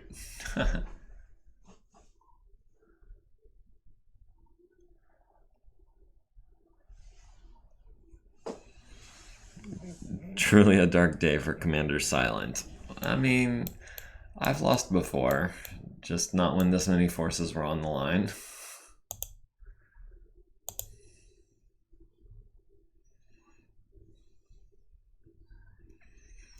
Yeah, I can't remember the last time I had this many losses in one game.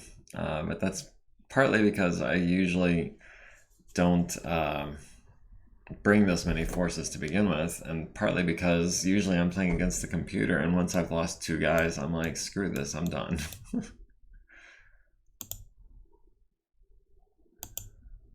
Oh, and the Long Tom is out of ammo, so yeah, I'm launching 1 artillery shell this round. Makes a change. It's nice to, yeah, bring that down a little bit. Frank says, so, Gribbly, time to reload. Yeah, I'm not playing against the computer this time, so that's not gonna work.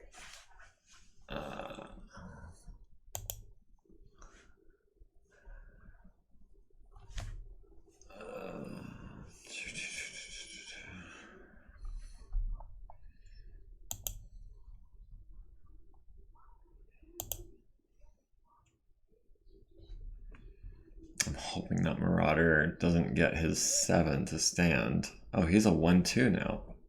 Was he 3-5 to begin with? But probably heat. Yes. So temporarily, at least, he was a 3-5. Yeah.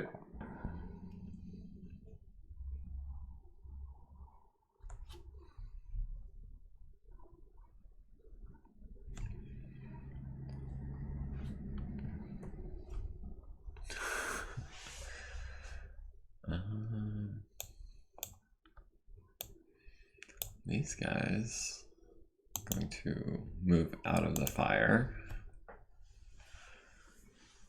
I wanted to keep them still so that they could shoot, but they're in fire. I don't want them to burn. Lark, yes, those lens flares are illumination rounds. The first one was fired on accident, and the second one maybe as well, and the other two because I had nothing else to shoot, and so I was like, well, I might as well. I was hoping to get some better LOS from having his units illuminated, but I didn't have anything close enough to take advantage of it, so ended up being largely useless. In retrospect, I probably would not have brought illumination rounds.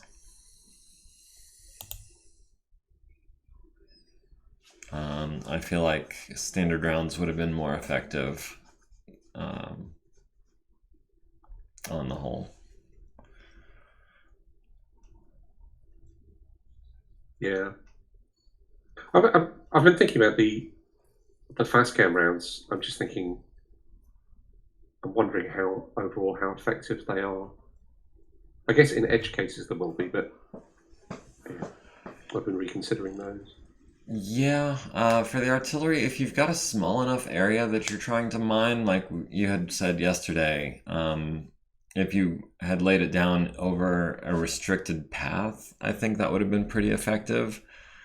But since they only affect one hex when they hit and they do scatter, I feel like they're a lot less effective than airdropping them. Yeah, in retrospect, I probably would have brought half as many fast cam rounds, no illumination rounds, and no smoke rounds. Because the way my force is set up, I really am trying to get the longer sight lines with the Gauss rifles and the ER large lasers and everything. So the smoke rounds would have been absolutely counterproductive. Rank says Silent K is just doing fireworks to make Gribbly's troops happy. Maybe they won't kill him so much.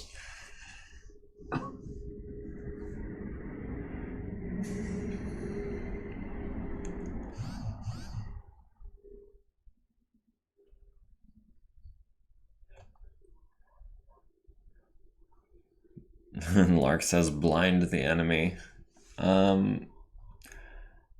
There should be like a paint round that obscures your opponent's sensors. That would be cool. That would be some homebrew kind of stuff, but it would be nice if they would like publish something like that.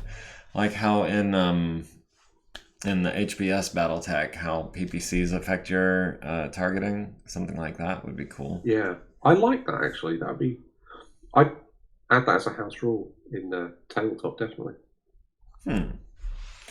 Kind of beef up PPCs to where they're more effective per heat than large lasers, just a little bit, because you are paying more tonnage. Just a bit of flavor, yeah.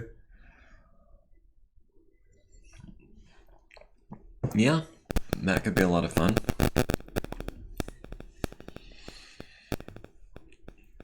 And make the awesome even more awesome. Especially with multi-targeting, tag 3 different opponents with that debuff. Yeah.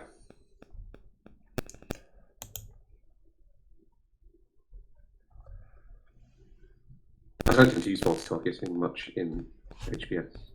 It's useful in base defense where you need to draw aggro, but I usually prefer to concentrate fire. Varank says, yeah, large lasers might have been better considering the range limitation of 14. But with the C3, I was hoping to get around that. So I thought the ER large lasers would have, a maximum range of out to 20, as long as I had one of the C3 units closer in. But yeah, it was extra points and extra heat. On the whole, I think penalized me more than I got out of it. It also says Rogue Tech has paint rounds you can load on certain launchers, which sounds cool. Lark says, isn't there a fluid sprayer that can spray paint in the canopy? I know that there is a fluid gun in Megamek. I'm not sure exactly what its effect is because I've never been hit by one. Generally, I don't know to what extent it's. I don't know if it's implemented, but if you've got, I think the idea with that is spraying coolant. Ah, yeah, I know there are vehicles that mount fluid guns. I've seen them on like base missions where there are lots of civilian vehicles.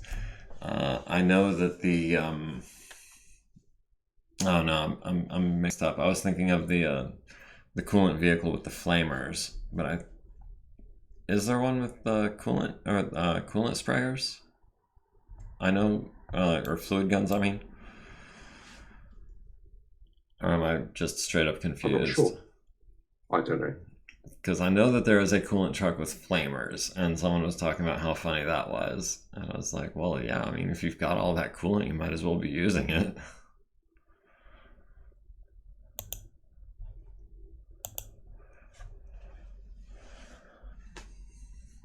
But no, I'm not real clear on how the fluid guns actually work.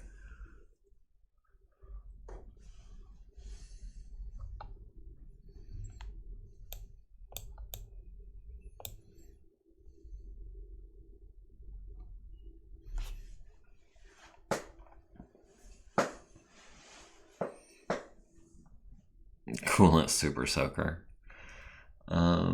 Yeah, just don't get it in your eyes.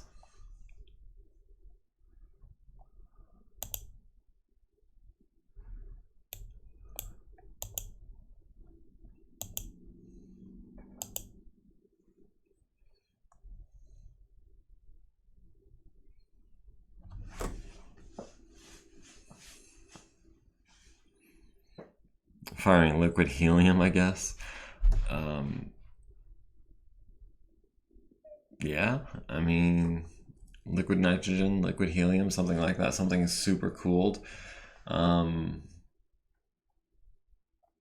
have like the opposite effect of like flamers, where it reduces the target's heat penalties or heat levels. That could be a cool thing for like a tabletop campaign where you've got a long lasting battle and like your coolant depletes and you have to go back and resupply and get chilled by a support unit. That's what the fluff is suggests that like after a while a mech overheats and needs to have the coolant replaced. That's why those coolant trucks exist.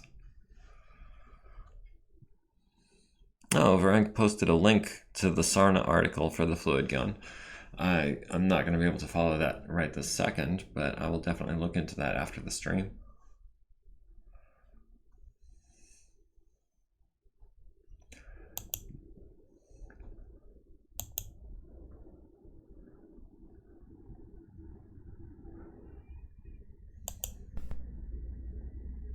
Oh, even with 0 movement points, I'm still able to move that Reaper. It's not immobile yet. I think it's taking advantage of the rule where no matter how many movement points you have, you can always move forward 1 hex. Yeah, as long as you've got one, I think. Yeah. I just The did it reason why with it might say 0 is because there's a terrain cost, like there's probably some rubble or something, or a wreck. Oh, I think it's because it's on a road. It gives me a bonus movement point. Ah, Because, yeah, I'm looking at my long tom right now. It's been reduced to 0 movement points without actually being immobilized. And I can, it looks like, move forward 1 hex on a road. Yeah, it absolutely let me do that just now. That is an interesting side effect of the way the rules interact. yeah.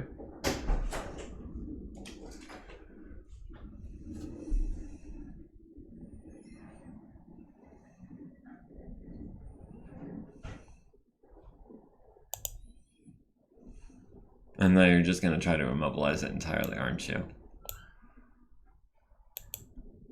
Quite possibly. I mean, I would.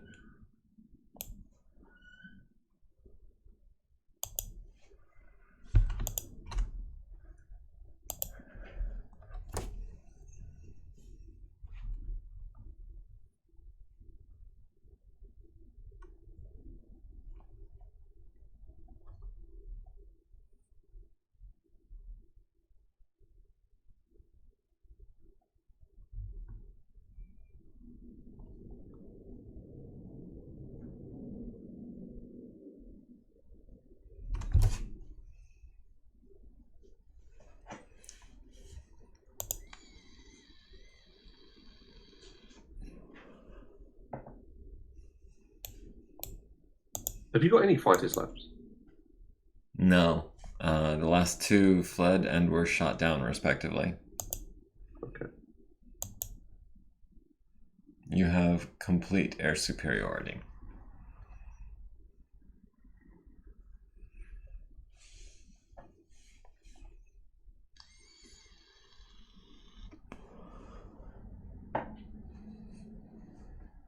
Oh, Lark has commented that in the TAC Ops book, the fluid weapons have two kinds of ammo listed. Those are paint and obscurant.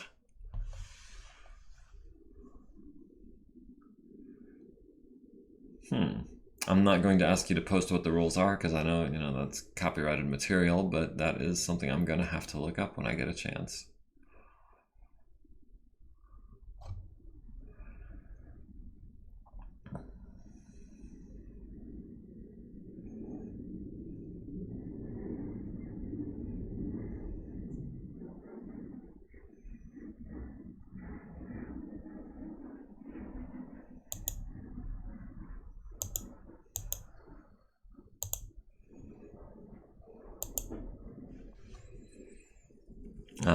Rogue Tech has implemented that. Very short range. Also, you can spray oil. Ooh. I imagine that affects piloting checks on the terrain with the oil. That could be an interesting force multiplier. Put that on a road somewhere that you know the enemies are going to be coming down.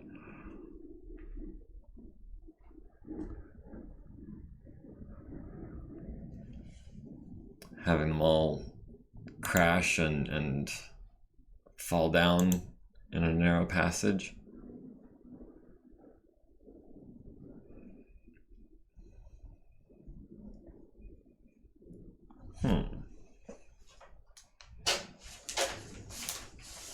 That gives me an idea for a different game that I was thinking about running at some point.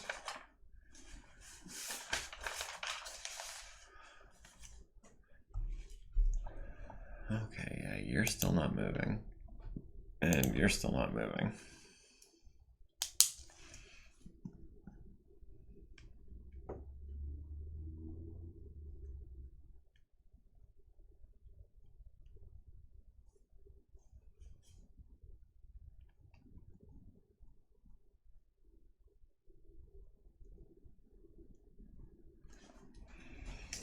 I wonder how much of the fluid gun rules are implemented in Megamek.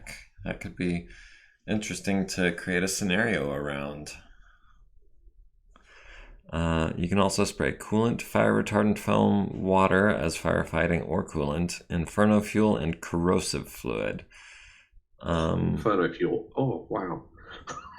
Yeah. That sounds horrendous. I know. That's worse than a flamer, isn't it? Yeah, I believe it is. Yes. I've seen some of that in Rogue Tech that I've seen on YouTube. And yeah, you can hit someone with Inferno Fuel and then set them on fire, and it's like doubly effective.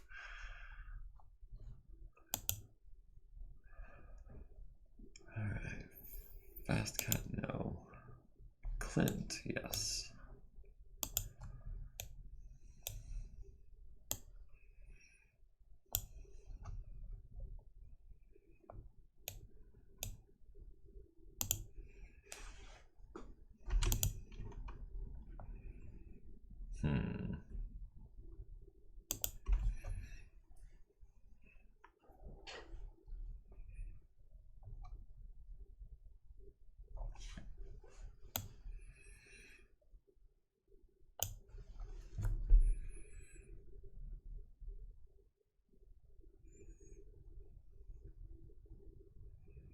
I'm just thinking of like the interaction between, like, if you've got an enemy that's firing inferno rounds at you and you're firing a fluid gun filled with coolant to put the flames out, that could be a really cool scenario, I think. Yeah.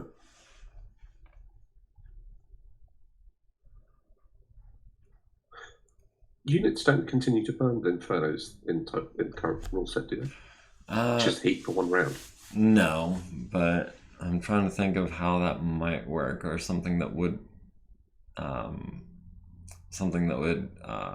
imitate that effect. Of course, you could light a terrain on fire and use the fluid guns to put that out.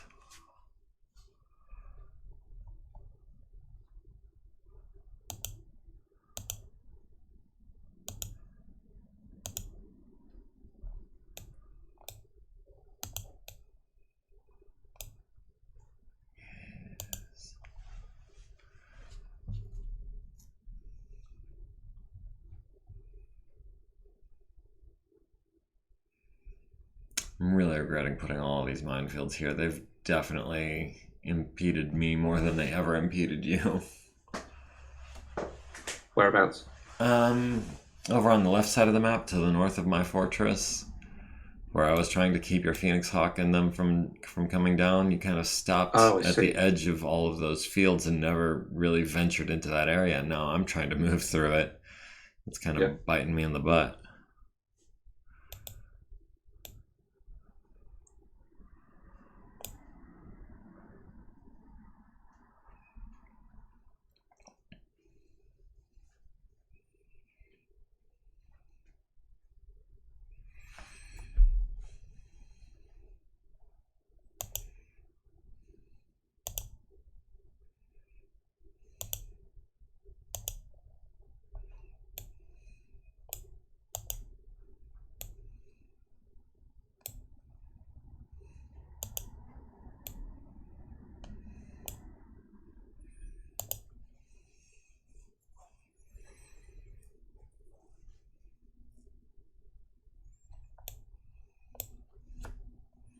Oh, did your Wolverine stand up? It did, just, yeah. With a cramped cockpit and a busted gyro, he managed to stand. That's impressive. That would have been a roll of, what, 9 or better?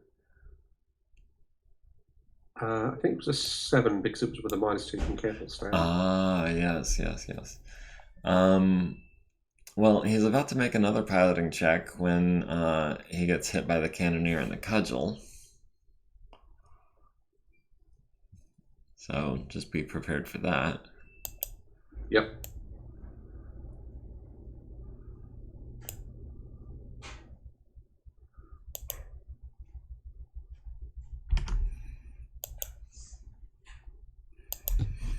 But in the meantime, yeah, he's taking, what, a penalty of 2 less for being prone, and he has access to both arms.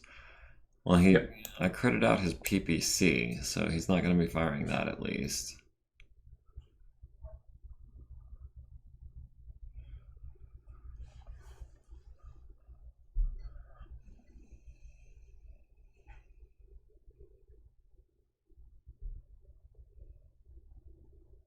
He's still got some armor on his chest, unless I get in behind him again. But honestly, at this point, the Phoenix Hawk is probably more of a threat.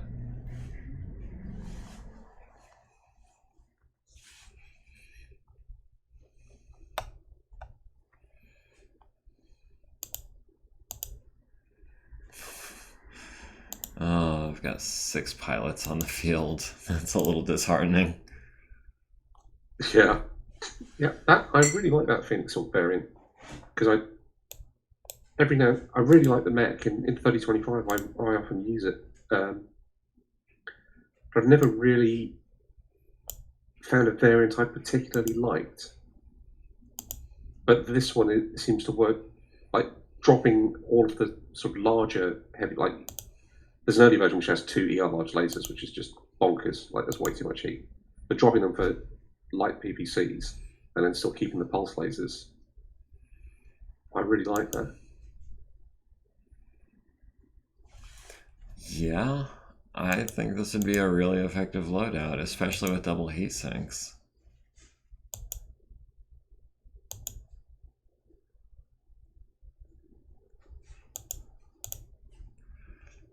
The only real issue I've ever had with the Phoenix Hawk, besides the 696 movement profile, is the 3025 tends to overheat really badly. Yeah. But once you get those double heat sinks, that problem just evaporates.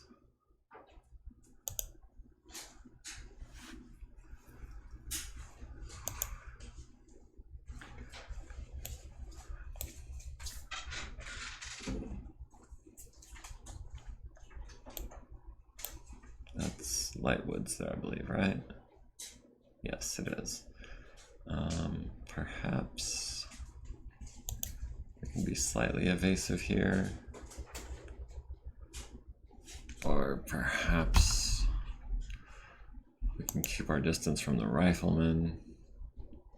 Is that a 5? That's a 4. Yeah, we'll take that chance.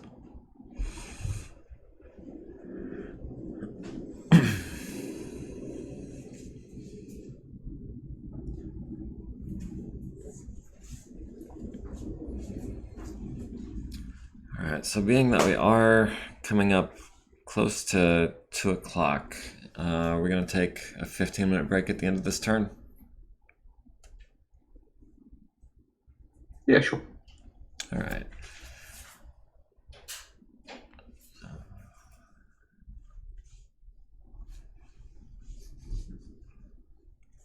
Give my computer a chance to cool down. Yes. It's all the fires you've lit. That's not the problem. Yeah, and the flares and the artillery and all of the high-tech graphics. Yeah, I've noticed some of the vehicles that have crashed seem to set fires or smoke when they crash, which is interesting. I didn't realise they did that. Assuming that is what's happened. Yeah, like I don't remember lighting all of these fires. I don't think I lit these ones either.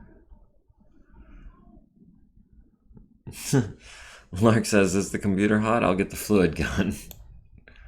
Oh, God. No, is that filled with... That's how these things work, right? Is that filled with coolant or inferno?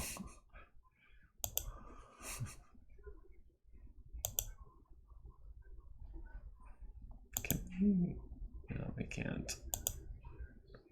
Thought maybe I could swim to shore, but no, she's stuck there.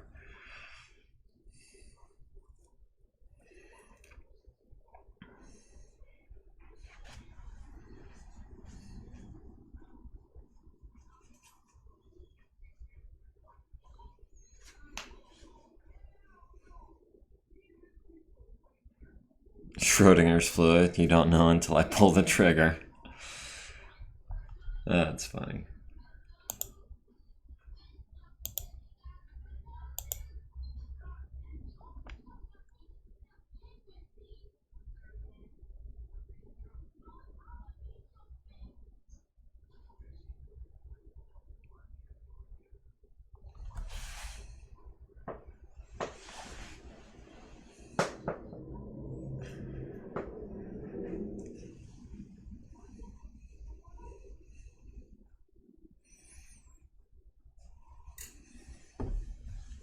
It's interesting as well with the infantry because I was wondering how you were going to use sensors. Because you've mentioned mag scan, which is a slightly longer range and isn't affected as much by some things. But it doesn't pick up things that are 20 tons or lighter. Really? And also I was curious about, yeah, I think so. But I think some of my battle armor as well has stealth armor. Yeah. Although I suppose that doesn't really make a huge amount of difference for the double blind aspect. But I know the other thing that I was concerned about is that infantry only have half the visible range of other units.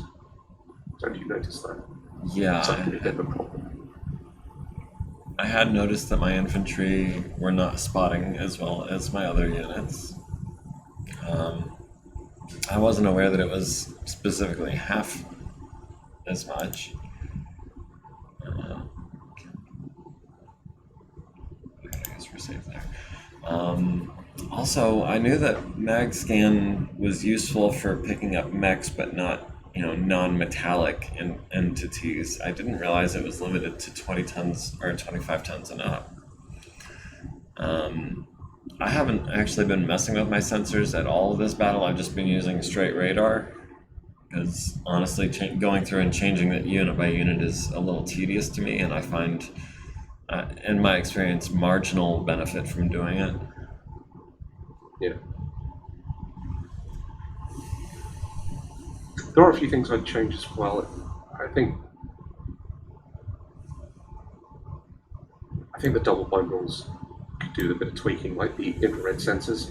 They only work if the unit ends up with heat, Yeah. and also enough heat to cause movement penalties, which I thought, well, no one ever does. And if they've got 0 net heat at the end of the turn, they don't get detected. Whereas maybe the infrared sensors should be based upon the total amount of heat they've sunk with the heat sinks. Like if they've got 20 double heat or 10 double heat sinks, and they're blasting out like all that heat is infrared to Yeah. cool down. I Like they don't cool remember. inside. The heat sinks aren't cold. Right. Yeah, no, because I definitely remember in the Grey Death Legion series, they had talked about picking up the heat sinks as like huge plumes of light on infrared sensors. Yeah. And that would certainly make the infrared sensors option a decent choice. I mean, a usable choice even. Yeah, because, I mean, thinking about it from a more scientific point of view, what you're seeing is the heat coming off of the unit, not the heat contained within the unit. And Yeah. the heat sinks that are moving that heat from the inside of the mech to the outside, yeah, that absolutely does, I think, a better job of simulating the effect that you would see in a real world situation. I did read their suggestion on a forum a while ago, where someone was saying that when you dump like Inferno missiles onto a mech, that maybe like if it had double heat sinks, it should take twice as much heat. Ooh, because you're like reversing the Or process? yeah, like, I mean, it's like if the heat sinks are better at getting rid of it, then they're going to be degraded twice as much by, you know. Yeah. I certainly think the possible like environmental effects, because they're so mild. They have to have quite high or quite low temperatures environmentally to give like 1 or 2 points of heat or whatever, or cooling down. That should really be like a 10%, 20%, 30% increase or decrease to the heat sinks that you've got. So the more heat sinks you have, the more that you're affected. Or I like don't think that would be too hard to implement. kind of like a corollary to being in water, where heat sinks that are underwater dissipate 1 extra heat per heat sink. Yeah. Heat sinks that are covered in inferno flames should dissipate 1 fewer heat, something like that maybe. Yeah. Where a double heat sink would be half as effective and a regular heat sink would be not effective, perhaps. Could be another way of handling that.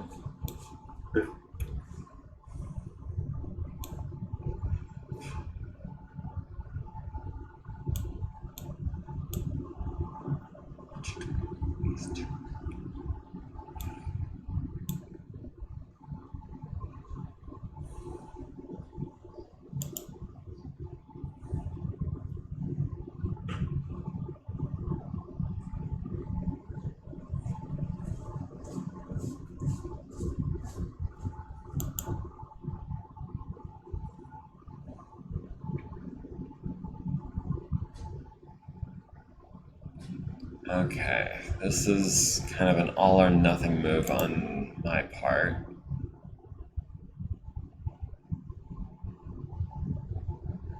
Because I feel like all those guys have minimum ranges on their stuff. Maybe I can get it a kick.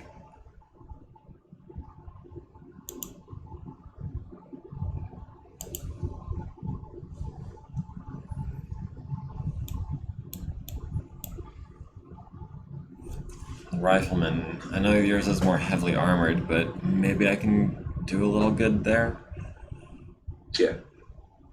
Is he taking some leg damage already as well? Fast Something? cat. I No, thought. the rifleman, I mean. Oh, the rifleman.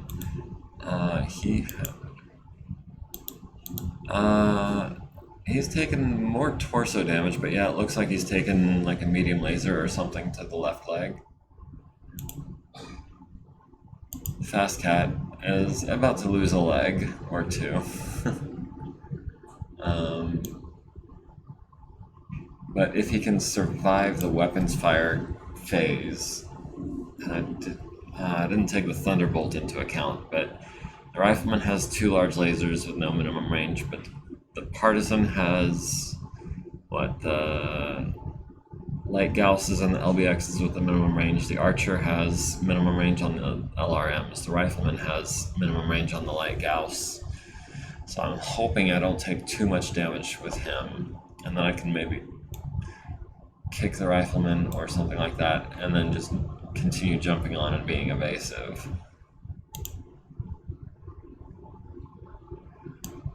Foxtrot, of course, is already missing a leg, but otherwise is only in the yellow, really.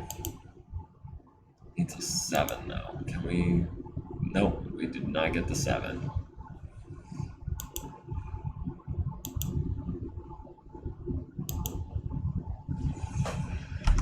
Well, then where do we go? There, perhaps?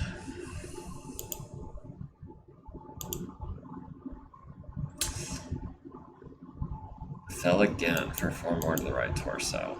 Well, I guess what we can do is we can keep you from getting a back shot at least.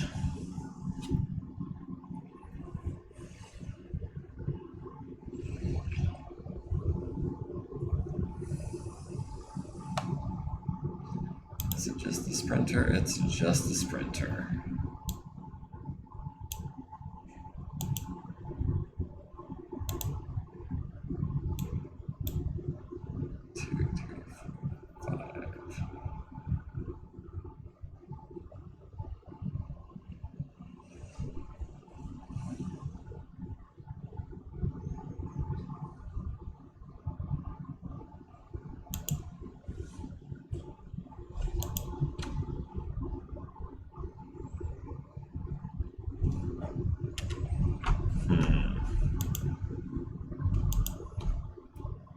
Is less evasive, but I want to get that kick in case I don't knock you down with weapons fire.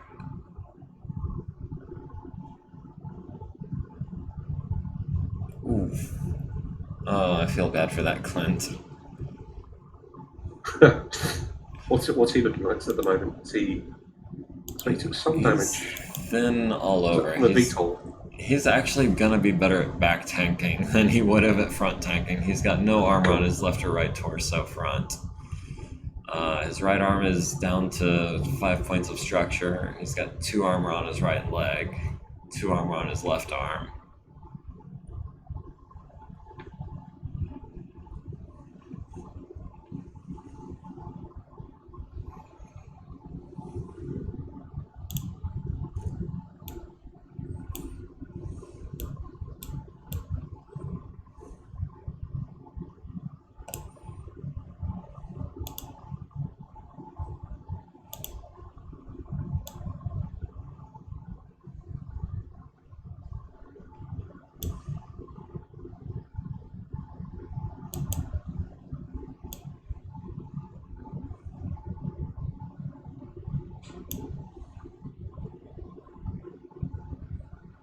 So we've got the Cheetah and the Reaver. Is that all you've got to move right now? I think so.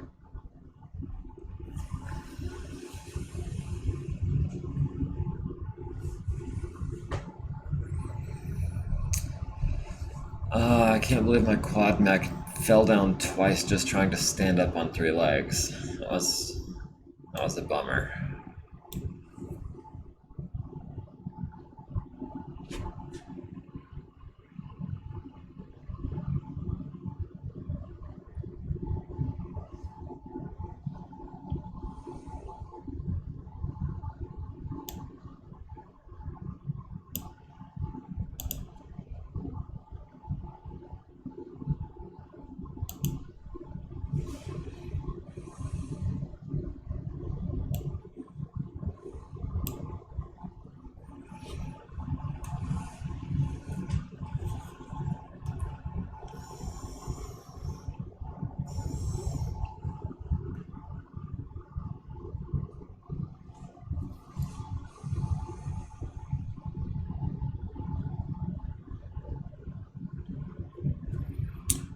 Vrank wants to know who's holding victory locations. I'm holding this spot, which is points for both of us. I'm holding this spot, which is points for Gribbly only if he can take it from me. we're contesting this spot up here, which is somewhere underneath all of this smoke, and it's this hex here. So technically Gribbly is holding that one, which he's not scoring points for. And then we are hotly contesting this one over here, which is points for both of us at the moment. Since we're contesting it, obviously points for neither. Furthermore, Gribbly has 1 victory point for having destroyed 33% of my forces. So if he can hold this objective and take one other, that's a victory for him. If I can take this objective from him and destroy another 20 or so percent of his forces, then I'll take the victory.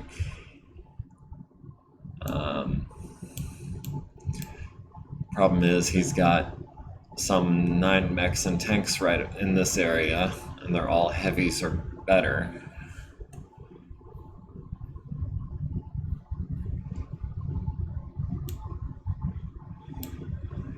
And then, to be honest, I'm kind of ready for these flares to go out so that they'll stop cluttering up the map.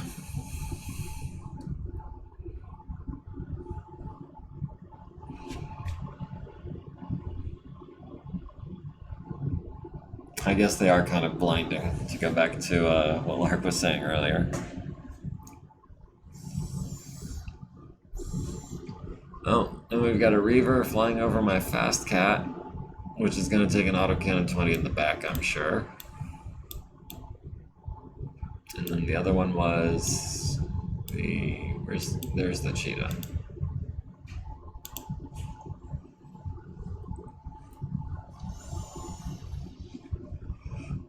Yeah, anytime.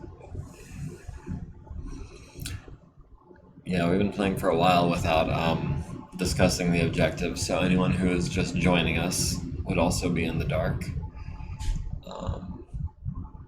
Speaking of which, I don't know if you were AFK for a bit or what, but here at the end of this round we're also going to be taking probably about a 15-minute break. Stretch our legs, grab a snack, smoke, whatever. Oh, that fast cat is in so much trouble. Between the Thunderbolt, all of these guys have minimum ranges, but the Reaver and the Cheetah are also all going to be firing at him. Possibly the Partisan as well.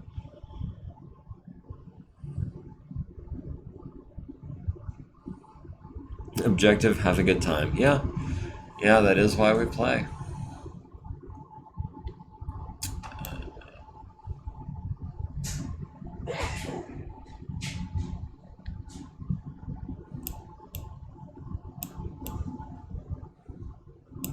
Oh, I've got sensor returns up here now. I think I know where your artillery is.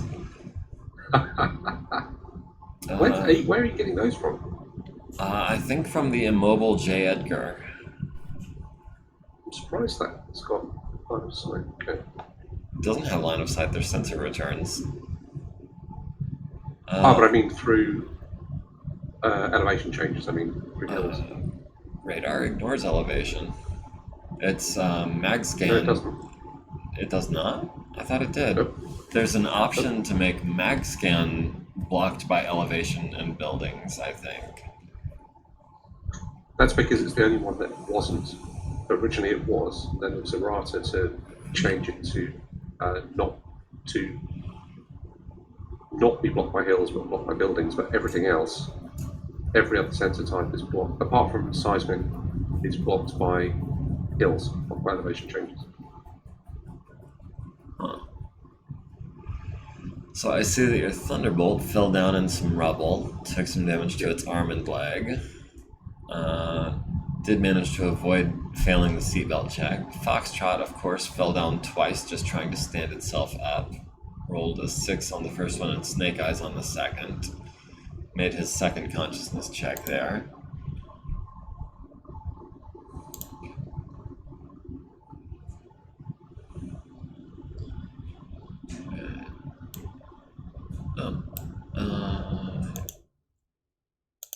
And we need an 8 to tag your Wolverine.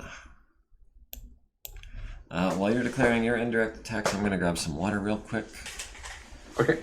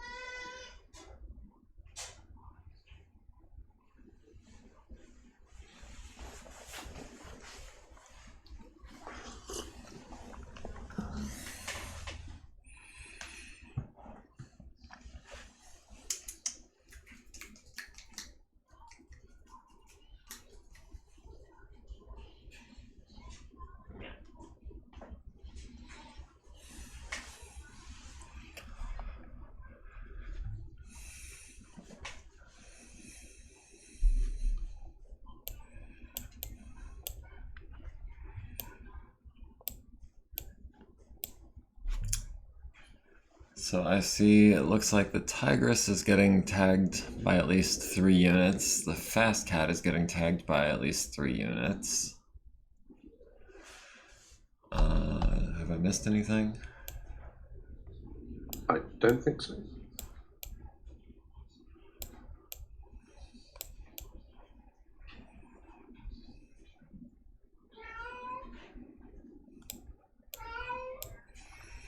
And you have, I tagged the Wolverine, you tagged the Terrier, you tagged the Tigress. Reaper lands a thumper on the Rifleman and the Fast Cat for 5 damage each. And a building, 3 targets with 1 shell. My other Reaper's doing terrain damage. My mobile Long Tom hits the intended hex, but doesn't actually damage anything. Long Tom number 3 hitting the Fast Cat again for damage to the right leg, critting out my own hip, but also hitting the Partisan in the front, costing it some movement points and driving skill. 15 damage to the Rifleman as well, to the right arm, right torso, and left arm. Hold on, my searchlight. Oh yes, the searchlight. Archer also takes 5 to the leg, and also killed my own pilot. Well, that's a shame. Rifleman took 20 damage but doesn't fall down. Fast Cat, because of the 20 plus damage that he took, does fall down, taking 4 to the center torso rears. So that is going to affect not only my ability to kick, but also my ability to shoot you and then get the heck out of there. So that was not a good round. That was the one time I needed a shell to scatter and it didn't. Rolled a 12.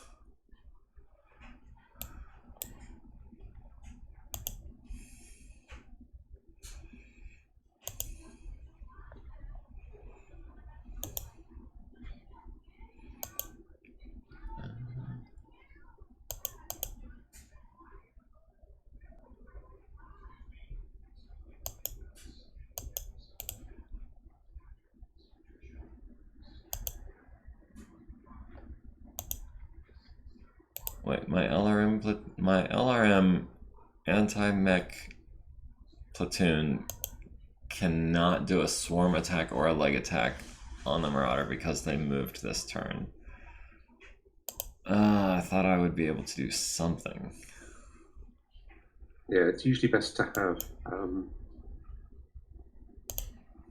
mobile, jump infantry, or at least an infantry that's not carrying 2 support weapons. If it's carrying 2 support weapons, then it's got 0 movement points, so you'd be very unlikely to get off the leg attack.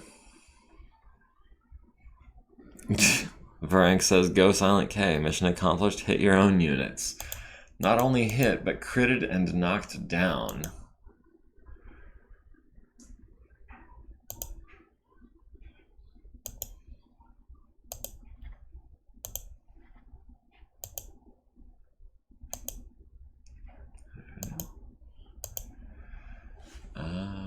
Can't even fire our sidearms. Or I always thought the leg attack was like satchel charges and stuff, but apparently they Yep. can't even do that.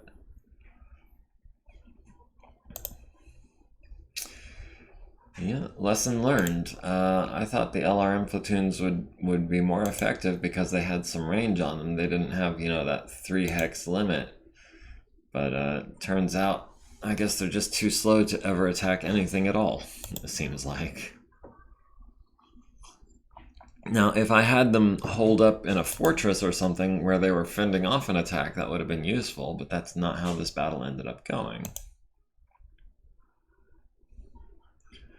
Whereas the laser platoon is actually in a much better place, stat-wise, because they can move and shoot.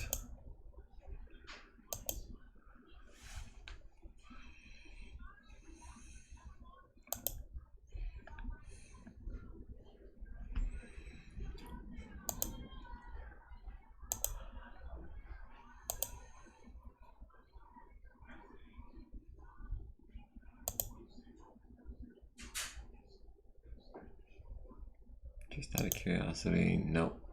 Small arms are no good against aerospace. I knew that.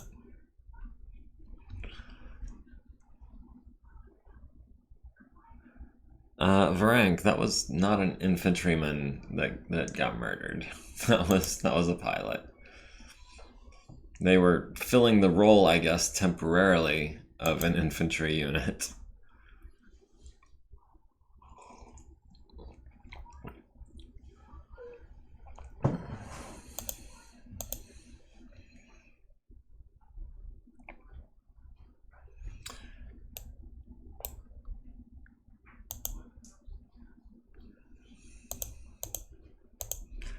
But yeah, no, if this had been a campaign against the bot mission with these kind of losses, I would have flipped the table by now, proverbially speaking.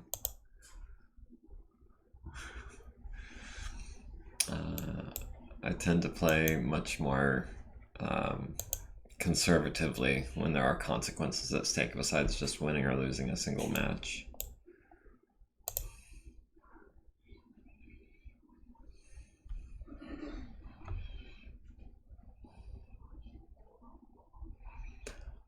Well, it wasn't on purpose. And it was for a good cause. I did do damage to the archer and the rifleman.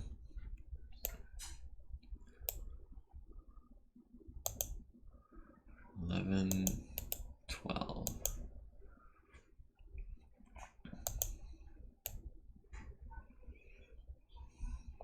$9. Well, I guess I will take the 9. Everything else is 13 or better because I turned around when I fell and I can't even shoot my primary target.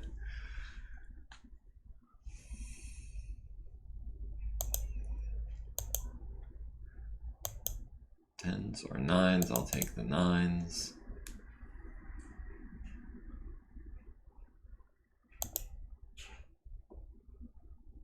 I'll take the 10s, I guess.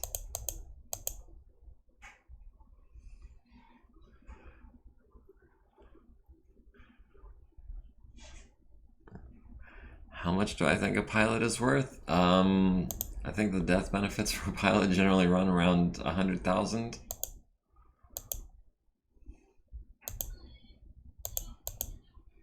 Oh, I should have done the front. Losing a pilot is terrible. Think about the amount of cost and training and getting through loads of missions to get them experience. It's crippling.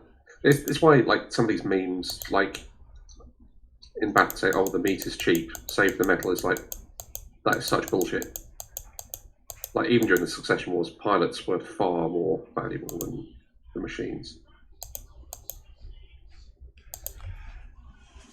Yeah, I agree, and especially like against the bot campaign or in StratOps, it's the same way. Like you end up with so many mechs that like you don't have pilots for a lot of the time, I find.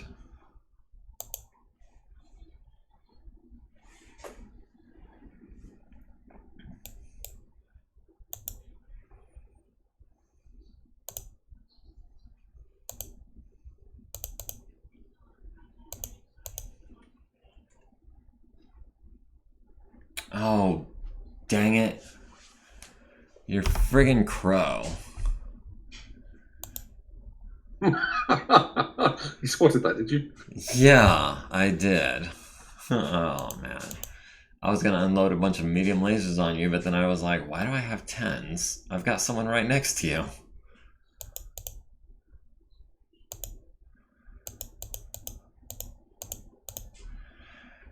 And there's no chance of shooting him down because he probably moved 20 hexes and has stealth armor. Or no, he doesn't have stealth armor when his ECM is up, but still. He effectively jumped like 20 hexes, which is... it's such a bear.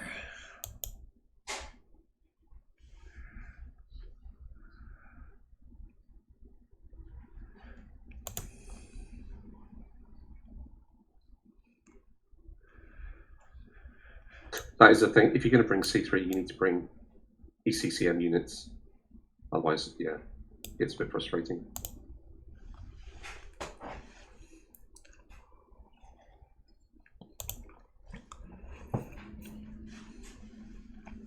I'm not even sure how ECCM works, honestly. I've never even tried to use it. Like I said, this is my first time bringing a C3 Lance to pretty much anything.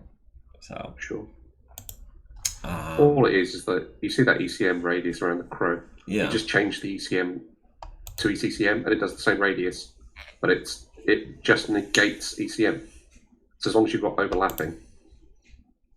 And if I've got 2 ECM on top of your C3, as long as you've got 2 ECCM, Wow. that wipes it out and cleans it. So, Well, if I still had any of my ECM units, I would try that. But the only one that is still active is immobile and across the map.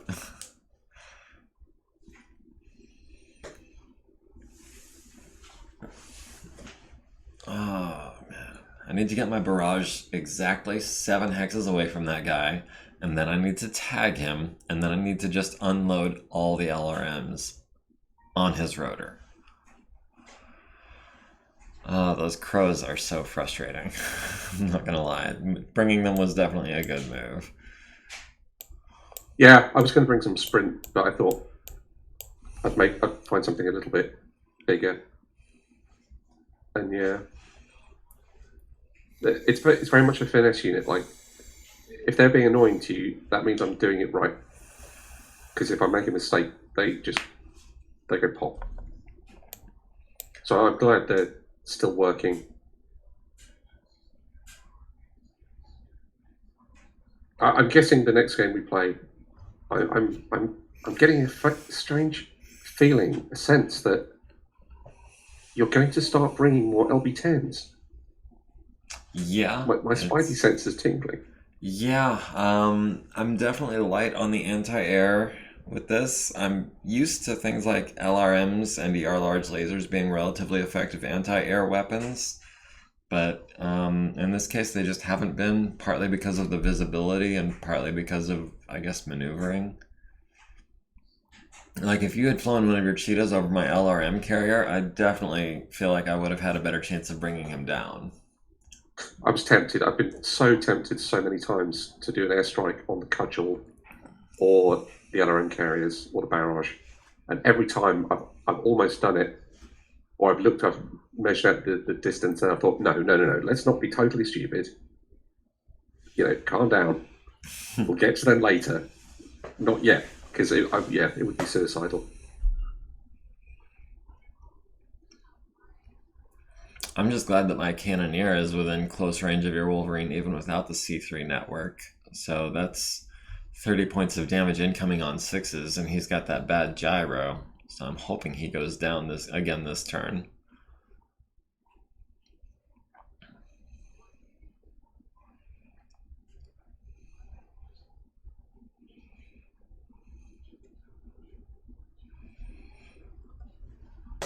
And Varang says LB10s are great, and I agree. I'm a big fan of the LB10X. It has the damage of an autocannon 10 and the range of an autocannon 5, which is a very nice combination, and it's lighter than an autocannon 10. And it's, of course, got that lovely cluster ammunition. So the Awesome has ghost targets active, as do both of your Mantises. Um, all right, so the Phoenix Hawk hitting the Foxtrot in the front left leg, scoring the armor there, as well as hitting the right torso for a double heatsink in the LRM, destroying the right torso and thereby the engine, taking him out of the fight completely. The Apollo. He's XL. Yes. Okay. A lot of my custom designs in this match are XL engined. Okay. Not all of them, but I would say probably at least half, maybe 2/3. For example, the Tigress, I think, is... Yeah, the Tigress has an XL engine. I believe the Terrier has an XL engine. That Jenner probably had an XL engine. Okay, so the Apollo at the Tigress, hitting it with 12 LRMs to the right arm and center torso, down to 5 armor in both of those locations. Wolverine missing the Sprinter on 6s, so I got a little lucky there. Wraith missing the Clint on an 8 with that large pulse laser. The Anzu at the Tigress also missing on 8s and 11s. My jump platoon at your Partisan stunning the crew for another turn and malfunctioning the light Gauss rifle, but they'll probably get that fixed next turn. Is that right? Is that how that works? I think they can repair a malfunction while they're stunned. I'm not positive. It might be a 2-turn cooldown because of that. I'll check that after we have a break. Yeah. Yeah. But I do believe that stunned just keeps them from firing. My Raiden battle armor killing 6 of the platoon that he was shooting at, so better than the last couple turns. Your Thunderbolt missing the Terrier on a 7, the Archer hitting the Tigress with 1636 LRMs to the right arm, right torso, left leg, left arm destroyed, and the right leg down to 0 armor. And that was within minimum range too, wasn't it? The Archer on the Tigress? Or no, it was the Apollo was a bit closer. I think the Archer was not. Yeah, I was thinking It may have just been on the edge of minimum, but yeah, it wasn't too. It was it was 9s, so it was all right. Not the Foxtrot, the quad mech that I had jumped in that lost his leg and fell on his back. Was the one I was thinking you wouldn't be able to hit because of all of your minimum ranges, but you just picked a different target, which is the sensible thing to do. LRM carrier number 2 landing 12 missiles on the Wolverine to the left arm, right arm, and into the right torso.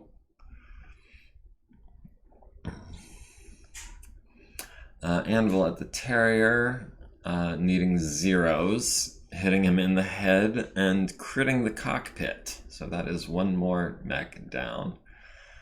The Orion at the Tigress, also hitting the head with one of his pellets. Also critting out the ELRM-20 again. And the ammo bin, which is fortunately empty. Speaking of which, the ELRM-20 only gets 4 rounds per ton, so that's another reason not to bring that next time. I've looked at a few of the mechs for the faction that I like. You have extended range LRM, so I don't know, I just don't like them. I don't know. Yeah, they're heavier, they're hotter, and they carry less ammo than regular LRMs. They have a longer minimum range as well. But again, I thought as part of a C3 network it would be effective because I would have one dude close to you and then everyone else would be far back. But I think this map just has too many woods for that kind of tactic.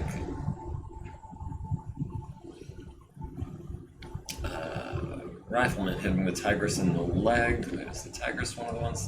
Okay, the Tigress is technically still alive, right? Or it's the Terrier got headshotted. The Tigress was engined, I think. No, the Foxtrot was engined. Yeah. Okay. Fast Cat missing the Apollo on a 9. Rifleman hitting the Tigris in the leg. We covered that already. Clint missed the Phoenix Hawk on 9s. Foxtrot on the Wolverine hits it in the center torso. And 4 LRMs to the left torso. Awesome hitting that building for 30 points of damage, trying to bring that down. I need to get those guys out of there. Sprinter at the Wolverine, destroying the engine with left torso destruction. And into the center torso rear, which is also destroyed now.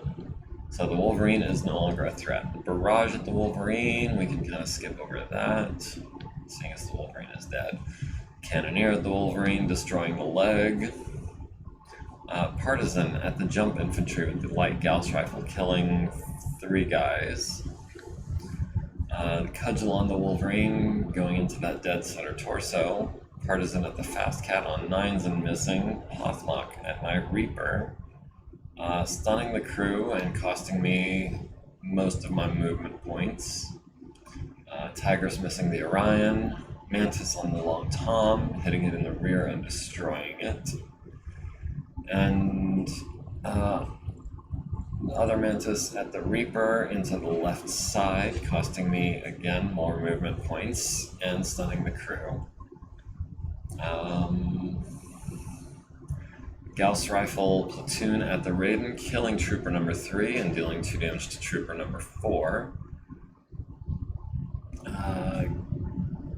Your Gauss Rifle platoon at my LRM platoon killed 12 guys with Gauss rifles. Your Achilles Light Battle Armor at my Tigris, critting out the leg and the foot and the hip. Oh, that's a leg attack, which was what I was trying to do to your Marauder, but... Yeah, Battle Armor is much better at leg attacks and anti-missile stuff, because they're generally more mobile. I see. Reaver destroying the Fast Cat with a center torso hit with that Ultra 20. And the Cheetah at the Fast Cat, which is already dead. Other Cheetah also at the Fast Cat. Tigris falls down from the hip and the 60 points of damage that it took, losing the right arm and into the right torso, and taking a second consciousness check.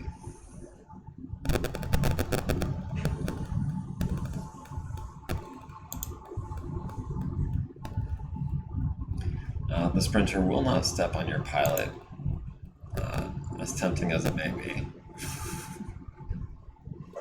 I know. Shocked and appalled that I would even consider it.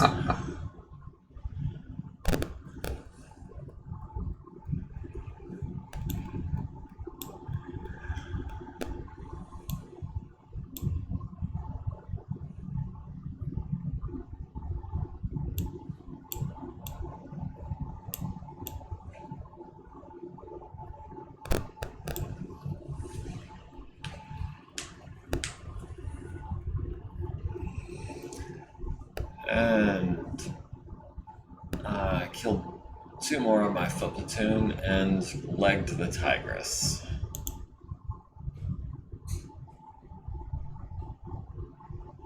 Varang says, he kills his own pilots but spares yours. Interesting.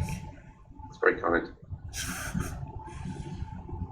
Well, to be fair, it was an accident. Well, I mean, unfortunately, I had some artillery shells in the air at your artillery, and one of my pilots got shot down right next to them, and I think she got killed by one of my artillery rounds that scattered, so... Alright, so I've lost initiative for round 12. Also down to 40%, you're down to 74%.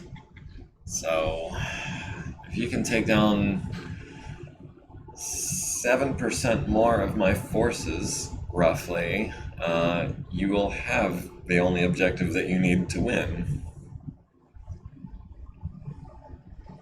But with that, it is 2:30. Gonna go ahead and take a 15-minute break. So we appreciate everyone joining us. Come back in 15 minutes for what is likely to be the exciting conclusion of this match, one way or the other.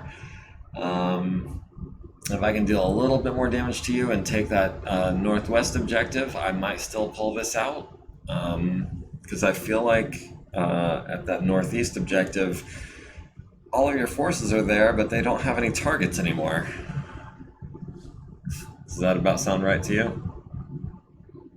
I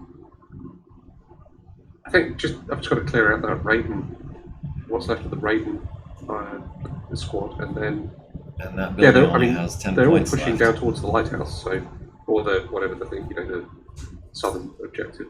So All right. Well, join us here. I've got 237 right now. You want to call it about 250? We'll shoot for being Yep. back on. yeah, that sounds fine. All right. We will see you guys then. Have a good one.